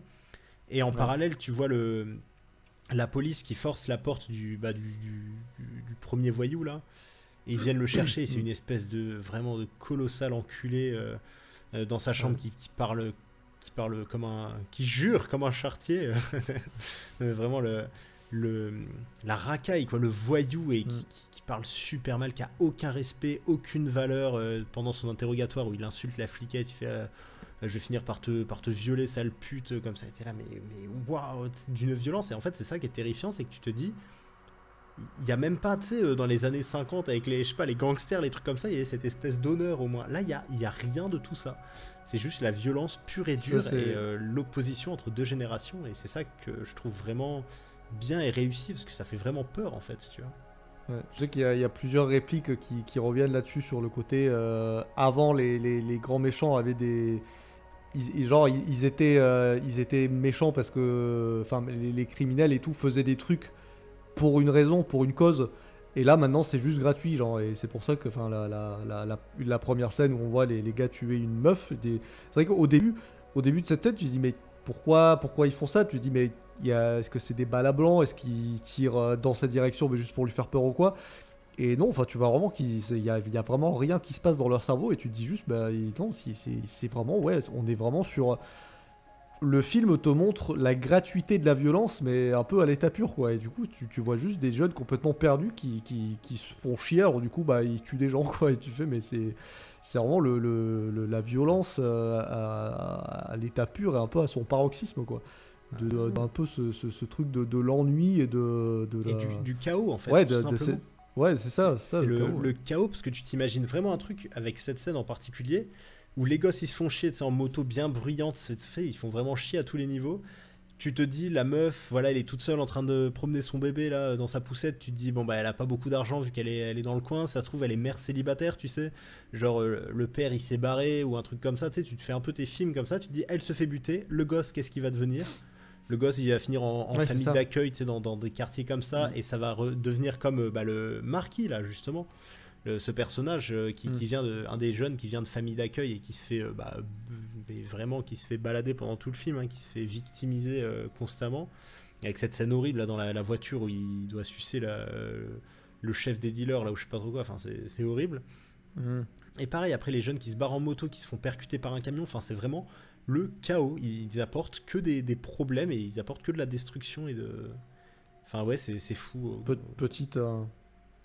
Petite parenthèse sur Marquis, hein, qui est donc joué par Jack O'Connell, et qui est visiblement qui aime bien jouer les jeunes qu'on a envie de tuer parce qu'ils sont complètement déséquilibrés, parce que c'est celui qui joue dans Eden Lake du coup. Je ne sais pas si vous l'aviez reconnu. Mais, non, mais c'est ce que j'ai... Et en plus, j'allais le comparer à ce film, c'est rigolo. J'allais dire le côté des jeunes qui tuent par ennui, et en plus le côté un peu la famille qui les couvre, tu vois, avec le barman et tout. Tu fais, c'est clairement Eden Lake en fait. Attends, mais c'est pour le coup là le gosse principal dans Eden Lake. Le leader, le chef. Et c'est pour ça que c'est un peu marrant, parce que c'est la même. C'est le même délire, mais c'est juste que dans Eden Lake, c'est le leader de la bande, et dans celui-là, c'est un peu le dernier maillon. C'est le toutou, des leaders, quoi. Ouais, c'est ça. Mais pareil, tant qu'on est sur les acteurs, hein, on a fait la vanne en privé, mais on sent que Guillaume regarde Game of Thrones justement. Oui, c'était même pas fait exprès. Parce qu'on a parlé de David Bradley, donc qui joue dans Harry Potter, mais qui joue aussi dans Game of Thrones. Arrêtez-moi si je me trompe. C'est Frey.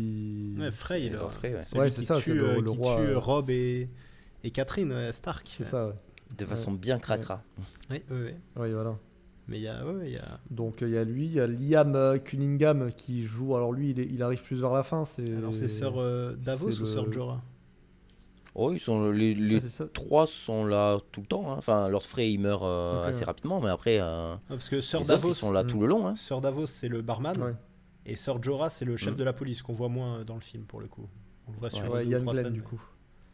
Ouais. Ouais. Et qui joue dans Resident Evil d'ailleurs 3 Extinction. Voilà. Ok. Et dans le Ouais, 6 aussi. et Je me suis du arrêté coup, au premier. Pareil, T'as bien fait. pour Ian Cunningham, du coup, ça me fait penser à son rôle, donc le barman du pub qui revient très souvent dans le film et qui devient un endroit principal du film, puisque c'est là que se passe le climax en gros. Mais j'ai trouvé que le côté en fait le gérant du bar, c'est le tonton d'un des pires une des pires raclures des gosses. J'ai pas trouvé ça forcément incohérent, mais j'ai trouvé que ça arrivait vraiment un peu Ouais, placé là parce que c'était une facilité et que c'était bien de le mettre là. Mais j'étais en mode oui, ça arrive un peu de nulle part. Pourquoi faire? Non, Bon, mais après c'est pas dès le dérangeant. début, ils hein, le disent, mais, hein. Dès le début, le gars enfin, qui fait. Donc j'ai pas le nom, mais le gars qui fait Rusard, là, le meilleur pote de Michael Caine, il le dit, il dit même le gars, même le barman, fait attention à lui parce qu'il trempe là-dedans. Je dis, lui, non. Enfin, il y croit pas, tu vois. Mais il lui dit, hein. Il le prévient. Ouais, alors oui, je sais. Enfin, Et je ce sais qui pas est- s'il dit qu'il trempe là-dedans, mais il dit juste laisse les il dealers, laisse faire dans ouais. son bar, voilà. Ouais, mais enfin, il laisse Après, c'est comprendre juste ça que, voilà, qui- que c'est quand même Ouais. un peu. Oui, Moi, oui, j'avais c'est pour ça compris que je qu'il dis était que un peu c'est dans pas, le c'est truc, pas forcément quoi. gênant.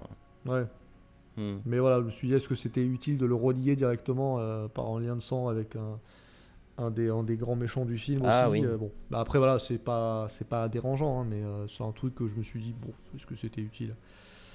Mais voilà, j'ai pas forcément grand-chose à rajouter, mais j'ai quand même passé un bon moment devant. Donc, Ok, bon, puis c'est pas un 8 7, c'est quand malheureusement, même mais une bon, bonne, bah, écoute. c'est quand même une bonne note 7. Hein. Oui, ça Bon, va. voilà. c'est sûr. Eh bien, ok, ben nous allons maintenant passer sur mon film. Alors moi, c'est un film que je connais depuis très longtemps, que j'avais vu plein de fois quand j'étais plus jeune, et ça se sent. C'est un film très ancré dans le fin 90, début 2000, là, au niveau de l'ambiance, 2002, etc. Ouais, c'est ça, ça se ressent du début à la fin. C'est un film que j'aime beaucoup, donc c'est John Q avec Denzel Washington, et qui est de Nick Cassavetes. Ah, Nick Cassavetes. Ah oui, c'est. Cassavetes. Tu connais? Ouais, Cassavetes, c'est un film ça se de dit 2002. Ok, je pense que c'était Cassavetes, espagnol. Ah bah c'est pas le même Nick Cassavetes alors, parce qu'il est mort à la fin des années 90. Mais Ok. enfin, je crois. Attends, je sais pas. Non, bah non. Nick Et du Cassavetes, coup, nous ouais, avons parce que bref, ça me dit un truc, deux films de 2002, puisque Gangs of New York est aussi de 2002. Et Harry Ok. Brown est de 2009, donc nous avons une cuvée On a 100% fait un 2000. triplé 2000, quoi.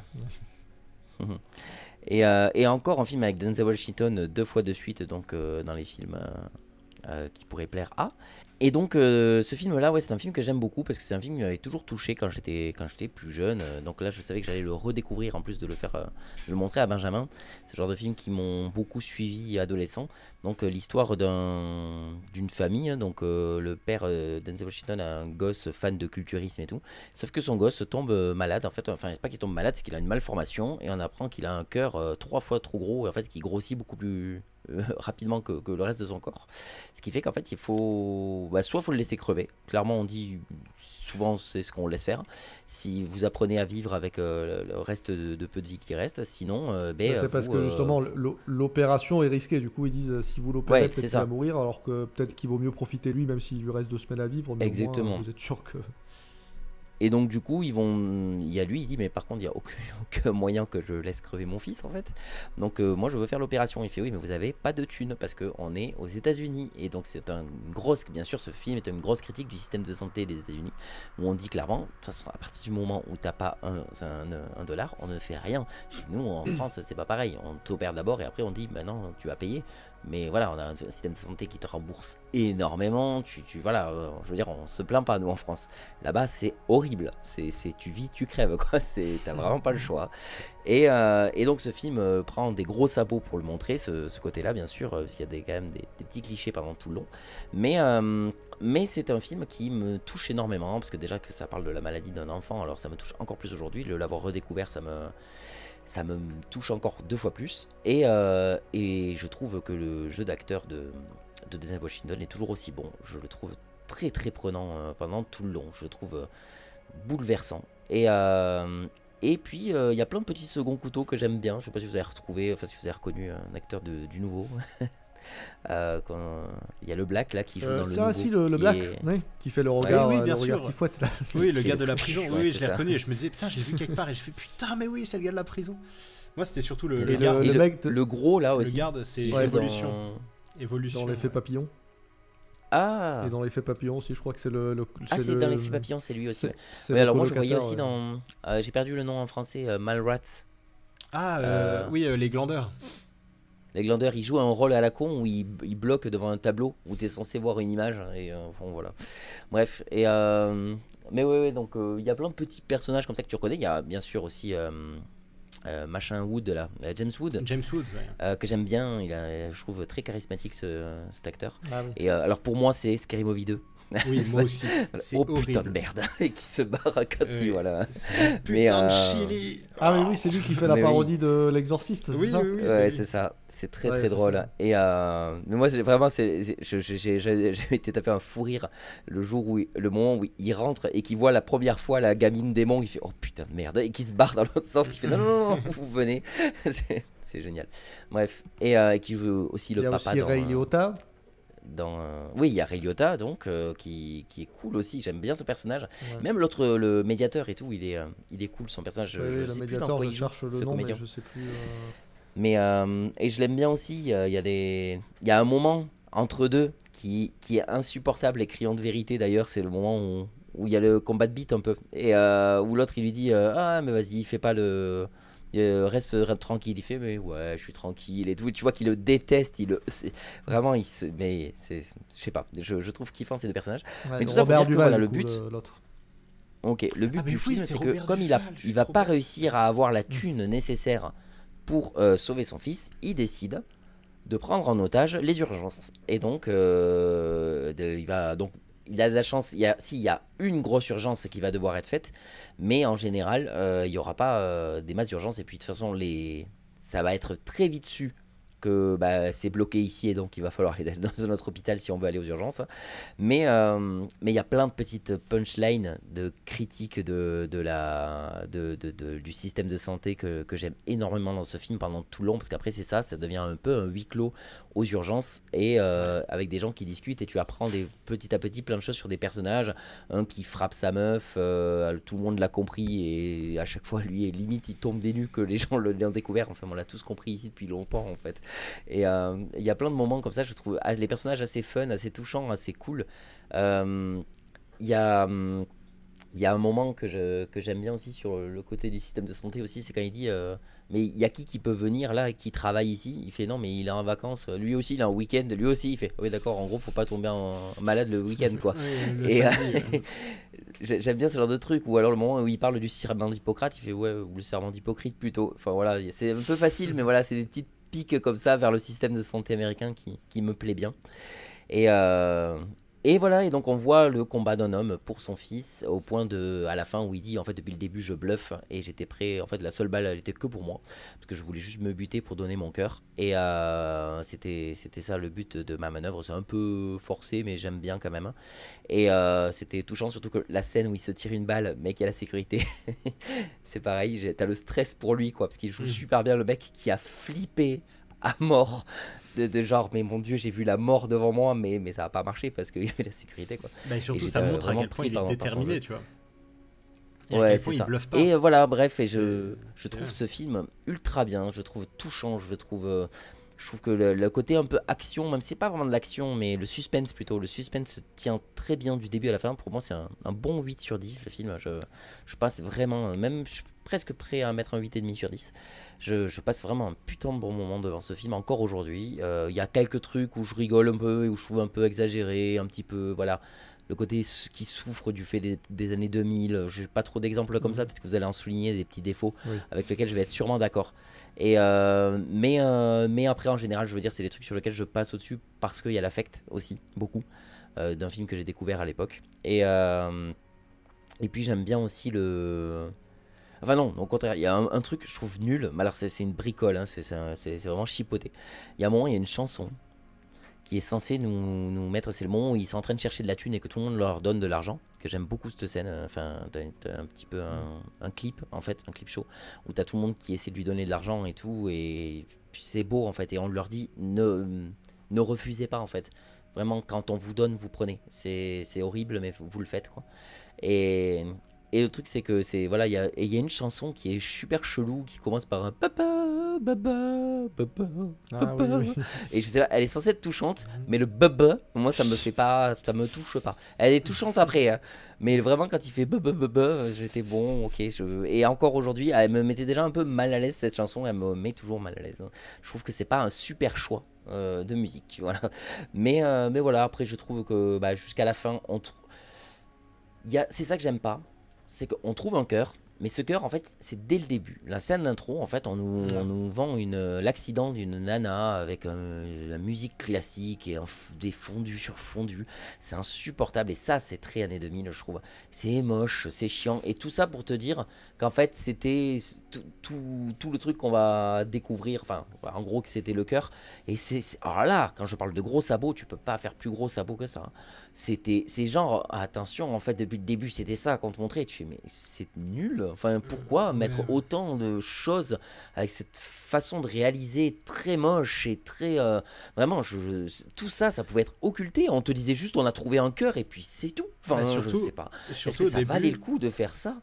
Au début, moi, j'étais persuadé que c'était genre un hommage à Shining. Je vous jure que c'est vrai. La caméra sur la voiture qui roule dans des routes sinueuses comme ça, de très haut, vue d'en haut et tout. Je vous jure que c'est vrai. Je me disais, oh là, c'est un clin d'œil à Shining. Et je me disais, mais où est-ce que ça va aller? Parce que, enfin, j'en parlerai quand ce sera à mon tour, mais je n'avais aucune Tu peux en parler, idée. moi j'ai fini. J'avais aucune idée de à quoi m'attendre. Je n'ai jamais entendu parler de ce film. Je ne savais absolument rien sur ce film. Je l'ai juste lancé en me disant, je suis dans le vide total. Enfin, le flou total. Et en commençant, je me suis dit, bah putain, mais c'est Shining ou quoi? Et après, donc tu vois la fille qui a un accident. D'ailleurs, fille qui est créditée au générique, c'est même pas fille de l'accident ou quoi, c'est Beautiful Girl. C'est là. Parce que Les années le générique, 2000, c'est génial. Oui. Incroyable. C'est le film, c'est dans l'ordre alphabétique, tu sais, les crédits. Et la première personne, Beautiful Girl. C'est genre, ok, mais genre les autres, elles sont dégueulasses dans le film. C'est exactement ce que dit Cassandre, quoi. C'est les filles sont d'abord vues comme des filles jolies avant d'être vues comme des filles. Et j'avoue que moi, je suis un peu tombé dans le panneau parce que j'avais complètement oublié cette scène d'intro. Au début, quand j'ai. Enfin, pareil, après, je me dis, ok, alors il y a une meuf qui a un accident de voiture, une blanche. Et après, on suit une famille de Renois. Donc je me disais, quel est le lien entre eux? C'est même pas genre, oh, ma soeur est morte dans un accident de voiture. Non, un truc comme ça. Je me disais, bon, ok. Et en fait, au fur et à mesure, j'ai oublié. Et quand on est revenu, j'ai fait, ah, d'accord, elle va donner son cœur au bébé. Enfin, au bébé, au gosse. Et bah écoutez, moi, je dois vous dire que j'ai absolument adoré ce film. Je sais pas pourquoi. Je l'ai trouvé absolument incroyable. J'ai passé un super bon moment. Ça transpire le bien-être, je trouve, ce film. Il est vachement touchant. Je suis totalement d'accord avec toi.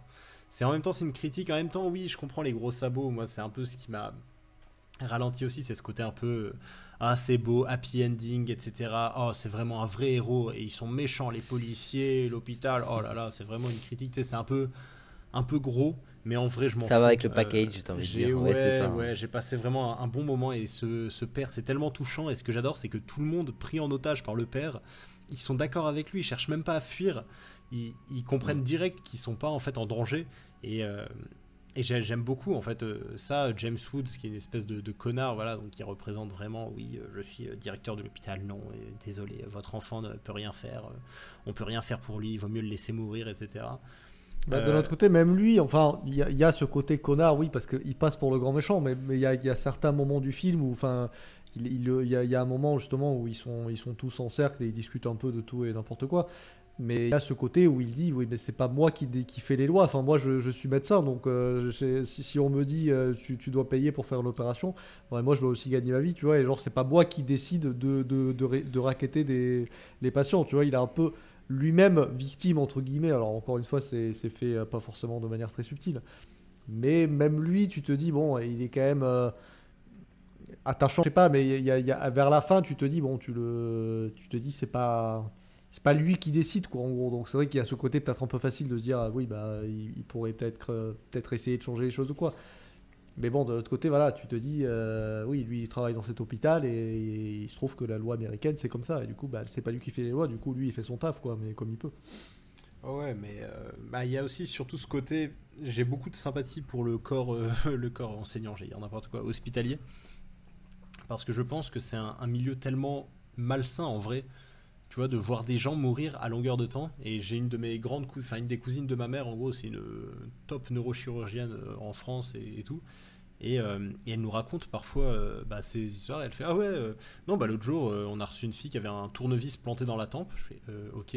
Et du coup, on a fait son appui, hein, on a essayé de le retirer. Elle s'est vidée de son sang, elle est morte. Donc des fois, il y a des trucs comme ça. Et je me dis ok, donc tu lâches ça comme ça. Et en fait, dans ce genre de métier, il y a vraiment une sorte de détachement qui est vital pour les gens qui bossent là-bas parce que si tu sacralises trop la mort et ce genre de trucs, tu deviens fou en fait. Tu dois voir passer un nombre de trucs pas possibles. Et c'est un peu, alors je sais pas pourquoi je fais ce rapprochement, c'est un peu comme dans Police. Je sais pas si vous voyez, une des scènes qui avait vendu le film, c'était des mecs qui rigolaient. Ouais. Parce qu'ils recevaient une fille qui disait je l'ai sucé pour récupérer mon iPhone, et eux ils éclatent de rire devant elle. Il fait donc vraiment, on t'a pris ton iPhone, on t'a dit si tu me suces je te le redonne, et tu l'as fait. Et tu sais, ils rigolent. Et il y avait pas mal de gens qui s'étaient indignés en disant oh là là, quelle honte de se moquer de cette pauvre jeune fille, c'est scandaleux et tout. Et après quand tu vois le film, toi aussi tu rigoles parce qu'il se passe tellement de trucs horribles que tu te dis mais en vrai oui, ça c'est juste ridicule. Et là c'est un peu la même chose avec le corps médical. Tu te dis ouais, mais il faut avoir ce détachement. Tu peux pas être empathique à mort avec tout le monde. Parce que, t'imagines, t'es chirurgien et tu dois annoncer à chaque personne, genre te confondre en excuses, leur baiser les pieds. Enfin, tu peux pas laisser ça passer, en fait. Donc, il faut ce côté vraiment froid et détaché si tu veux continuer à garder ta santé mentale, quoi. Parce que tu vois défiler tellement de morts comme et ceux tout. Ceux qui travaillent avec les personnes en situation de handicap, oui, bien sûr. des trucs lourds ou quoi, c'est vrai qu'il y a souvent ce côté que moi-même j'ai, de me dire mais ça doit être horrible. Et c'est pour ça que j'ai beaucoup de respect pour ces gens-là. Mais ouais, mais sauf que eux, ils voient ces gens-là comme genre des gens normaux. Et du coup, c'est pour ça que des fois, ils les vannent quand ils font des bêtises ou des trucs comme ça. Ils sont en mode il y a pas de raison que toi je te vanne pas parce que t'as ce handicap, alors que je le ferais pour n'importe qui. Mais vu que moi, à mes yeux, t'es n'importe qui parce que t'es une personne normale, y a pas de souci, tu vois. Donc et puis c'est un peu le même détachement, quoi. J'ai un de mes potes qui est psychomotricien et c'est ce qu'il me dit. Il me dit quand tu travailles avec des autistes ou des trisomiques, c'est lui-même quand il en parle, en fait on sent que ça le touche. Et lui, il est passionné par ce qu'il fait, il veut vraiment les aider et tout. Mais des fois, tu sais, il m'en parle, il fait oui, quand je suis avec les débiles, il va dire des trucs comme ça. Mais parce qu'il a besoin un peu de ce détachement pour justement pour rester normal en fait et un peu dédramatiser ce truc-là. Parce que sinon, si tu te laisses atteindre par ça, tu te flingues en fait. Et du coup, c'est aussi un truc que j'ai compris, mais tu sens quand même ce côté, surtout avec la directrice de l'hôpital, là, qui est bien maléfique, qui pense qu'elle a thune et tout. On sent vraiment ce côté un peu genre critique, etc. Mais je trouve le personnage de Denzel Washington tellement touchant, et le fait qu'il y ait tout le peuple qui le suive. Le médiateur aussi, j'aime bien ce personnage qui essaye vraiment de le comprendre et qui au final se rend compte qu'il est plus du côté du terroriste, on va dire, que du côté de la police. Je trouve ça vraiment, vraiment bien. Et ouais, tout le film est touchant. Et puis pareil, la scène où il va se mettre une balle et le moment où il éteint le talkie-walkie. C'est horrible ce moment où sa femme l'appelle pour lui dire on a trouvé un cœur. Et lui, il entend chérie, tu es là. Il éteint le talkie-walkie, il se met le flingue sur la tempe et il tire. Et heureusement, il y a la sécurité. Bon, ce que j'ai trouvé un peu abusé, c'est à la fin, on te fait croire qu'en fait, peut-être qu'il est mort, etc. Et en fait, tu te rends compte que, il s'est fait arrêter. Et à partir du moment où tu le vois sortir de l'hôpital, tu sais très bien que c'est pas lui, sous le manteau qui s'est fait arrêter. Et mais ouais, je sais pas, j'ai adoré ce film. J'ai passé un super bon moment. Et je trouve l'histoire vraiment touchante et je suis complètement rentré dedans. Et c'était une très très belle surprise. Je m'attendais absolument à rien. Et alors c'est qui tout double ce genre de situation, parce qu'il y a des moments où tu te dis je m'attendais à rien et j'ai quand même été déçu comme Dewey dans Malcolm, et il y a des moments où comme ça tu t'attends à rien et je me dis un autre film encore avec Denzel Washington et la claque. Donc vraiment un film super bien. T'as une note 9 sur 10, oui. Oh, Moi, c'est ouais. 10 sur 20. Putain, je suis content. Bah, je sais pas. Bah, même si ça plaît pas à Benjamin, je m'en fous. Pourtant, c'est pas un film exceptionnel, si tu veux, mais l'émotion qui transmet, je sais pas, j'ai passé Ouais. Je me suis complètement laissé Bah, t'as prendre mieux, et parce que j'ai tu as passé un vécu super ce que moment. j'ai longtemps vécu avec ce film et peut-être un peu moins maintenant, mais enfin, moi, comme je disais, moi je suis à 8,5, hein, je le trouve quand même vraiment très très fort, donc je comprends. Alors moi je connaissais ce film depuis mine de rien, depuis les années, parce qu'il est de 2002 et je crois que le premier souvenir que j'ai de ce film, c'est genre dans les magazines vidéo futurs et tout, à l'époque où j'y allais beaucoup, et je sais pas si j'avais pas vu pareil la bande-annonce dans un DVD que j'avais loué à cette époque-là, un truc comme ça. Donc voilà, c'est un peu resté ce genre de film que je connaissais le nom, je connaissais l'affiche, je connaissais l'histoire et tout. Mais voilà, j'avais un peu ce truc du film un peu vidéo club, un peu genre, je vais pas dire seconde zone, mais un peu, ouais, pas genre, l'image que j'avais du film, c'était pas un chef-d'œuvre en gros. Donc, mais bon, il y a aussi des avantages qui font que j'étais quand même content de le découvrir, notamment Denzel Washington que j'aime beaucoup.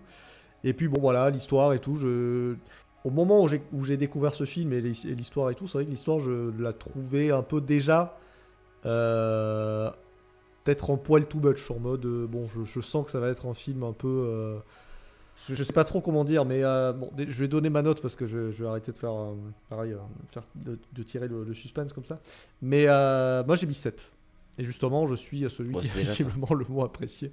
C'est déjà ça. Mais en fait, on est sur ce genre de film où vous avez des arguments que j'ai aussi, mais du coup dans l'autre sens. Enfin, c'est-à-dire que tous les trucs où vous avez dit, il y a quelques trucs un peu kitsch. Alors moi, c'est clairement ça qui m'a fait avoir juste un 7, parce que c'est pas non plus un gros 7. Mais moi, c'est les années 2000 qui ont pué pendant tout le film dans mon salon, et je sentais l'odeur des années 2000 vraiment, et un peu trop à la fin. Et plus ça allait, et plus je disais, ouais, ça, je trouve que ça a vieilli. Alors voilà, encore une fois, j'allais dire c'est peut-être parce que je ne l'ai pas découvert dans les années 2000, mais bon, Guillaume l'a découvert encore plus que moi parce qu'il ne connaissait pas et il a adoré, donc ça ne veut rien dire. C'est un peu... Ce que j'ai ressenti devant le film, c'est un peu... la valeur de mon appréciation, c'est un peu comme ce que j'ai ressenti devant Harry Brown, c'est pour ça que j'ai mis 7 aux deux films. C'est-à-dire que j'aime bien, je suis content de les avoir vus, mais je vais peut-être pas les garder en mémoire très longtemps ou quoi. Et là, c'est un peu ça aussi. C'est genre, c'est sympa. C'est quand même un 7, donc c'est bien aussi. C'est assez rythmé pour que tu t'ennuies pas. Il y a des bons acteurs et tout. Enfin, il y a Denzel Washington, donc évidemment. Et je pense que c'est lui qui porte le film vraiment. Sachant qu'il y a d'autres bons acteurs, hein, je dis ça, mais même Robert Duvall, Ray Liotta et tout, même si Ray Liotta n'est pas hyper présent non plus, mais il a quand même un rôle un peu important. Les quelques trucs où vous avez dit, c'est un peu, ça arrive un peu avec des gros sabots, c'est pas toujours subtil et tout, moi c'est principalement ce qui m'a gêné. Le premier truc qui me met en tête là, c'est tout le côté un peu humour qu'il y a dans le film, notamment quand il est avec les otages et qu'il y a vraiment... Il y a vraiment un côté un peu feel good à la fin où il est avec ses otages et il est en mode les potes, tu vois, je vous ai pris un otage, j'ai une arme à feu et on est là, on papote, on rigole et tout. Et moi j'étais là, ça a vraiment pas marché sur moi. J'étais en mode non, mais il a quand même une arme et il empêche des gens de faire leur vie parce qu'à la base il était venu se faire soigner et il se retrouve kidnappé par un gars avec une arme à feu qui les menace malgré tout, même si à la fin t'apprends qu'il avait pas de balle et tout. C'est quand même pas bien de faire ça parce que ça peut traumatiser des gens en fait. Et non, là le film est en mode ouais, ça va, t'inquiète, il est gentil. Oui, mais bon, c'est Denzel Washington, c'est bon. Mais voilà. Donc c'est vrai que tout ce côté-là, j'étais en mode ouais, mais c'est un peu trop, c'est pas subtil parce que je veux bien que tu mettes en place le côté oui, il est bienveillant et tout, du coup ça passe. Mais malgré tout, ça reste quand même un acte fort et un acte qui peut marquer des vies et tout. Donc voilà, c'est ce côté-là, j'étais un peu passé à côté, quoi. Pareil, à la fin, par rapport à toutes les petites vannes auxquelles je peux penser, mais c'est tout à la fin, par exemple, quand il fait signer un truc à un de ses otages en disant que c'est témoin, ouais. il officialise le fait qu'il s'est suicidé et que c'est pas genre quelqu'un qui l'a tué ou quoi. C'est ça. Hein. Arrêtez-moi si je me trompe. Enfin, le fait qu'il donne son cœur, quoi. Oui, gros, c'est le fait, il donne son cœur et Ouais, il voilà. a besoin de témoins en gros pour dire oui, il voulait donner son cœur et Ouais. parce que légalement il faut montrer ça. Ouais, c'est ça. Sinon, Mais on du coup l'enterre, là, à ce moment-là, je sais que quelqu'un signe le truc ou alors ils hésitent. Il y en a un ou deux qui hésitent. Si, Et ouais, juste après, il fait une vanne et ils se mettent tous presque à rire en mode ah mais non, mais de toute façon si je meurs c'est pas grave, enfin ou je sais pas quoi. Et presque tout le monde rigole en mode ah mais oui carrément. Non, et là il y a vraiment la vanne qu'il fait, si tu te souviens bien, c'est que il dit il y a qu'une seule chose qui peut m'empêcher de le faire. Il fait ah ouais, c'est quoi? C'est que si machin est B positif, le mec qui tabasse sa femme, Oui, en gros pour dire ouais, si c'est ça. je peux prendre son cœur à Voilà. lui, ça m'arrangerait. Et je trouve la vanne, c'est pour ça que tout le monde rigole, mais tout le monde rit jaune de stress aussi. Hein. ouais, C'est pas puis rire de quand bon même, cœur, pour moi il y a le stress dans tout ça, hein, qui joue beaucoup. Moi, je suis bah, d'accord. ouais, je suis. Moi, c'est vraiment. Alors, c'est un exemple parmi tant d'autres, mais c'est vraiment un exemple où je me suis dit non, mais non, arrêtez. Enfin, je veux dire, il y a une prise d'otage.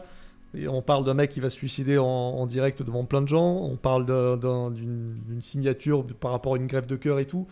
Et le mec fait une vanne et tout le monde rigole. Et t'es là, mais Oui, non, ben moi arrêtez. je pense que en effet, quand tu es dans une situation extrême, Ouais, tes sentiments sont exacerbés et je pense que tu peux pleurer beaucoup plus facilement, tu peux rire beaucoup plus facilement. Ça a dû t'arriver quand même des situations où tu es tellement pas bien que tu te mets à rire pour rien, tu te dis mais pourquoi je rigole en fait, tu vois? Mais Non. surtout qu'il y a plus rien Oui, autour. oui, en sûrement, fait. mais c'est vrai T'es que là, victime de l'instant.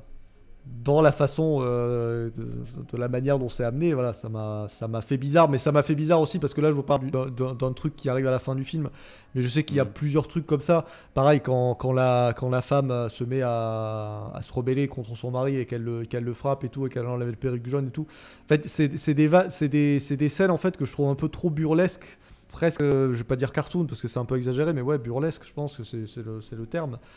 Et t'es là et tu te dis, mais ça va. J'arrive pas à rentrer dans un film où on te montre une base quand même très dramatique parce que c'est quand même un père qui pète les plombs au point de prendre en otage un hôpital pour sauver son fils. Qui est Donc tu te dis, désespéré, c'est quoi. quand même très fort. Voilà.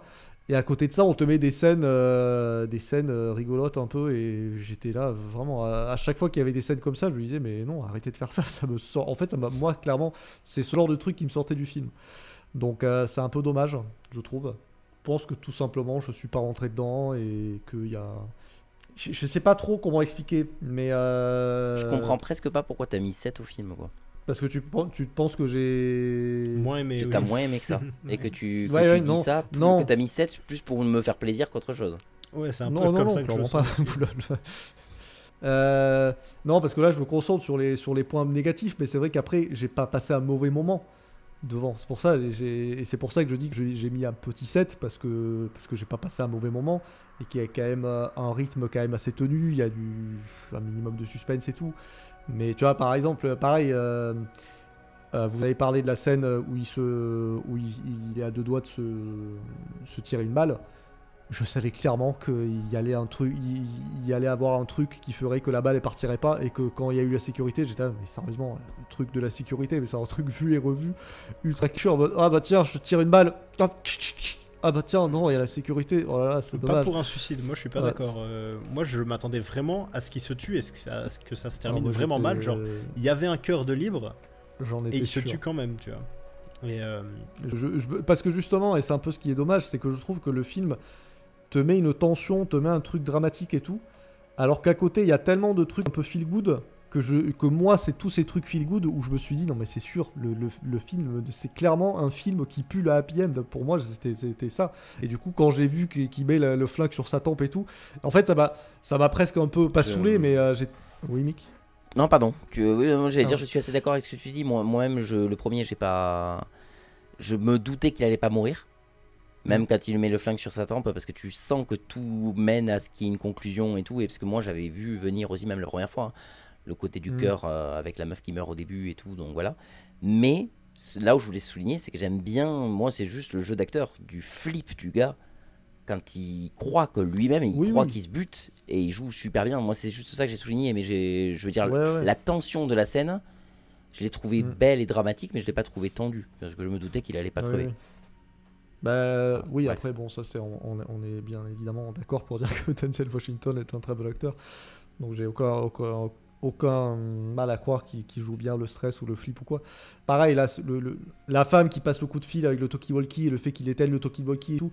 Et j'étais un peu en mode, mais vous essayez de mettre une tension à laquelle je ne crois pas du tout, parce que je sais très bien qu'il va y avoir un retournement de situation qui va faire que, en fait, il va pas mourir et qu'il va donner son cœur et que ça va très bien se finir. Donc voilà, c'est... En fait, tout ce que je dis là, c'est la raison pour laquelle il n'a pas plus de 7. Mais après, en soi, en parlant, je me rends compte aussi que, mine de rien, la prise d'otage, elle n'est pas au tout début du film non plus. Enfin, elle est presque à la moitié, je crois. Enfin, arrêtez-moi si je me trompe. Un peu avant la moitié, je pense. Mais... Donc c'est peut-être en fait ça, au moment où je parle, le fait de parler à voix haute, ça me clarifie un peu les choses.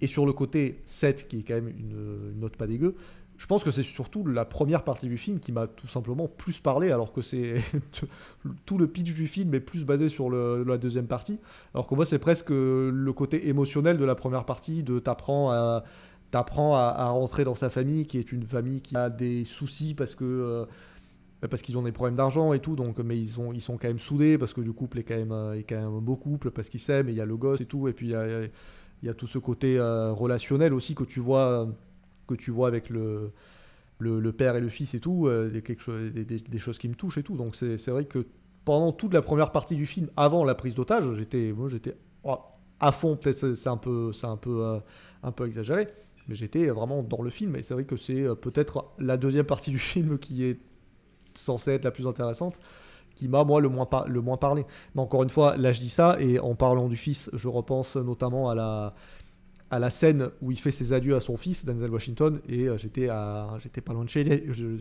pas loin de chialer, quoi.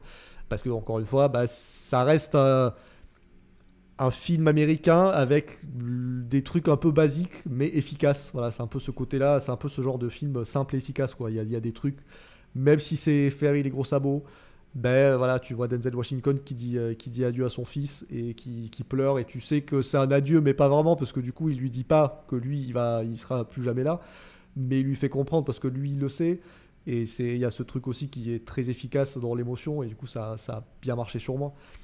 Donc voilà, il y a des bonnes choses, ça reste pas un mauvais film, mais il y a plein de trucs qui font que peut-être il aurait pu être aussi dans l'épisode sur les films qui auraient pu être mieux pour moi. Voilà. Ah ouais, carrément. Je pense que c'est un peu ce à quoi je m'attendais du film. C'est pour ça que j'ai pas vu ce film avant, je pense, parce que genre je me disais ça a l'air sympa, mais pas non plus, ça a pas l'air d'être le film de l'année, et c'est un peu le cas. J'ai passé un bon moment devant. Et voilà, j'ai pas été déçu parce que je m'attendais pas à grand chose, mais j'ai pas passé un mauvais moment non plus, donc voilà.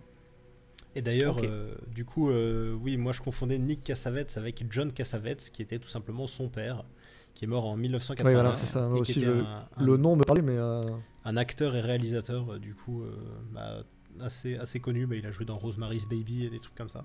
Oui, voilà, et du coup, Nick Cassavetes, c'est son fils en fait. Du coup, voilà, je trouvais ça marrant, et je me disais bien que ce nom me parlait. Eh bien, très bien. Nous allons terminer avec ces 3 films. Ça reste quand même si on n'a pas été hyper bon, on n'a quand même pas été mauvais. J'ai 2 7 et un 8, c'est ça. Donc ça va. C'est un 8 et puis... Moi j'ai mis 8 à mon film à moi. Son propre film. Lui, il se connaît bien, nous on peut aller se faire foutre. C'est ça. Voilà, non, mais c'est la dernière fois qu'on fait quelque chose pour toi, Benjamin, c'est moi qui te le dis. Ça va bien, hein. Mais dans tous les cas, je suis aussi quand même ravi d'avoir fait en sorte que toi tu découvres ce film, Guillaume, et qu'il te plaise comme ça. C'est clairement, j'ai fait 9, 7, 6, donc c'est toujours plaisir. Pas mal. Oui, mais moi aussi. Après, ça fait quand même 2 fois. Ça fait 2 fois, donc où on a quand même plutôt bien tous apprécié les films, quoi. Enfin, c'est. Je l'ai sous les yeux, donc je balance l'info. C'est aussi l'acteur de John Q, le réalisateur, pardon. C'est celui qui a réalisé N'oublie jamais, justement, avec Ryan Gosling. D'accord, que j'ai vu il y a longtemps et qui est mauvais. Donc c'est pas visiblement un réalisateur que j'affectionne particulièrement. Et honnêtement, je trouvais l'histoire tellement incroyable du film que je me suis dit, mais ça se trouve, c'est tiré d'une histoire vraie. Et du coup, j'ai regardé. Et en fait, bah non, c'est un scénario original. Mais ce qui est fou, c'est qu'il y a plein de gens qui se sont posé la question. Et je voyais sur des forums, vous êtes sûr que c'est pas une histoire vraie? Parce que c'est incroyable, et c'est dire à quel point le film a été réussi à ce niveau-là, quoi. Donc, C'est vrai qu'il y a un délire, un peu film à histoire vraie, c'est vrai. Donc, bah voilà. Bah, alors conclusion, ça reste quand même encore une bonne. Comment Fournée. Je veux dire des bons pronostics. Et bon on va pronostic. espérer maintenant, parce que bah, la troisième personne qui ne l'a pas fait, c'est moi. On va rester sur ce thème pour moi aussi. Je vous souhaite donc une très bonne soirée. Et Bonne soirée à à bientôt toi. pour la prochaine. La prochaine qui sera la dernière de la saison. D'ailleurs, au niveau du 3 films et des émissions tout court, si j'ai bien calculé. Ouais, oh Ce là sera là, la dis dernière donc. de la saison qui s'arrête fin juillet avant une reprise en septembre. Voilà. Ah, c'est beau. C'est beau. Ouais. Allez, je vous souhaite une bonne soirée. Ouais, bonne Ciao. soirée les gars, Bonne bisous. soirée. À bientôt, Bisous. ciao. Hop hop hop. Et on n'oublie pas les cinéphiles, si ce podcast vous a plu, vous pouvez en parler autour de vous et le partager. Et pour nous soutenir, vous pouvez laisser 5 étoiles, un avis et vous abonner. Allez, la bisette.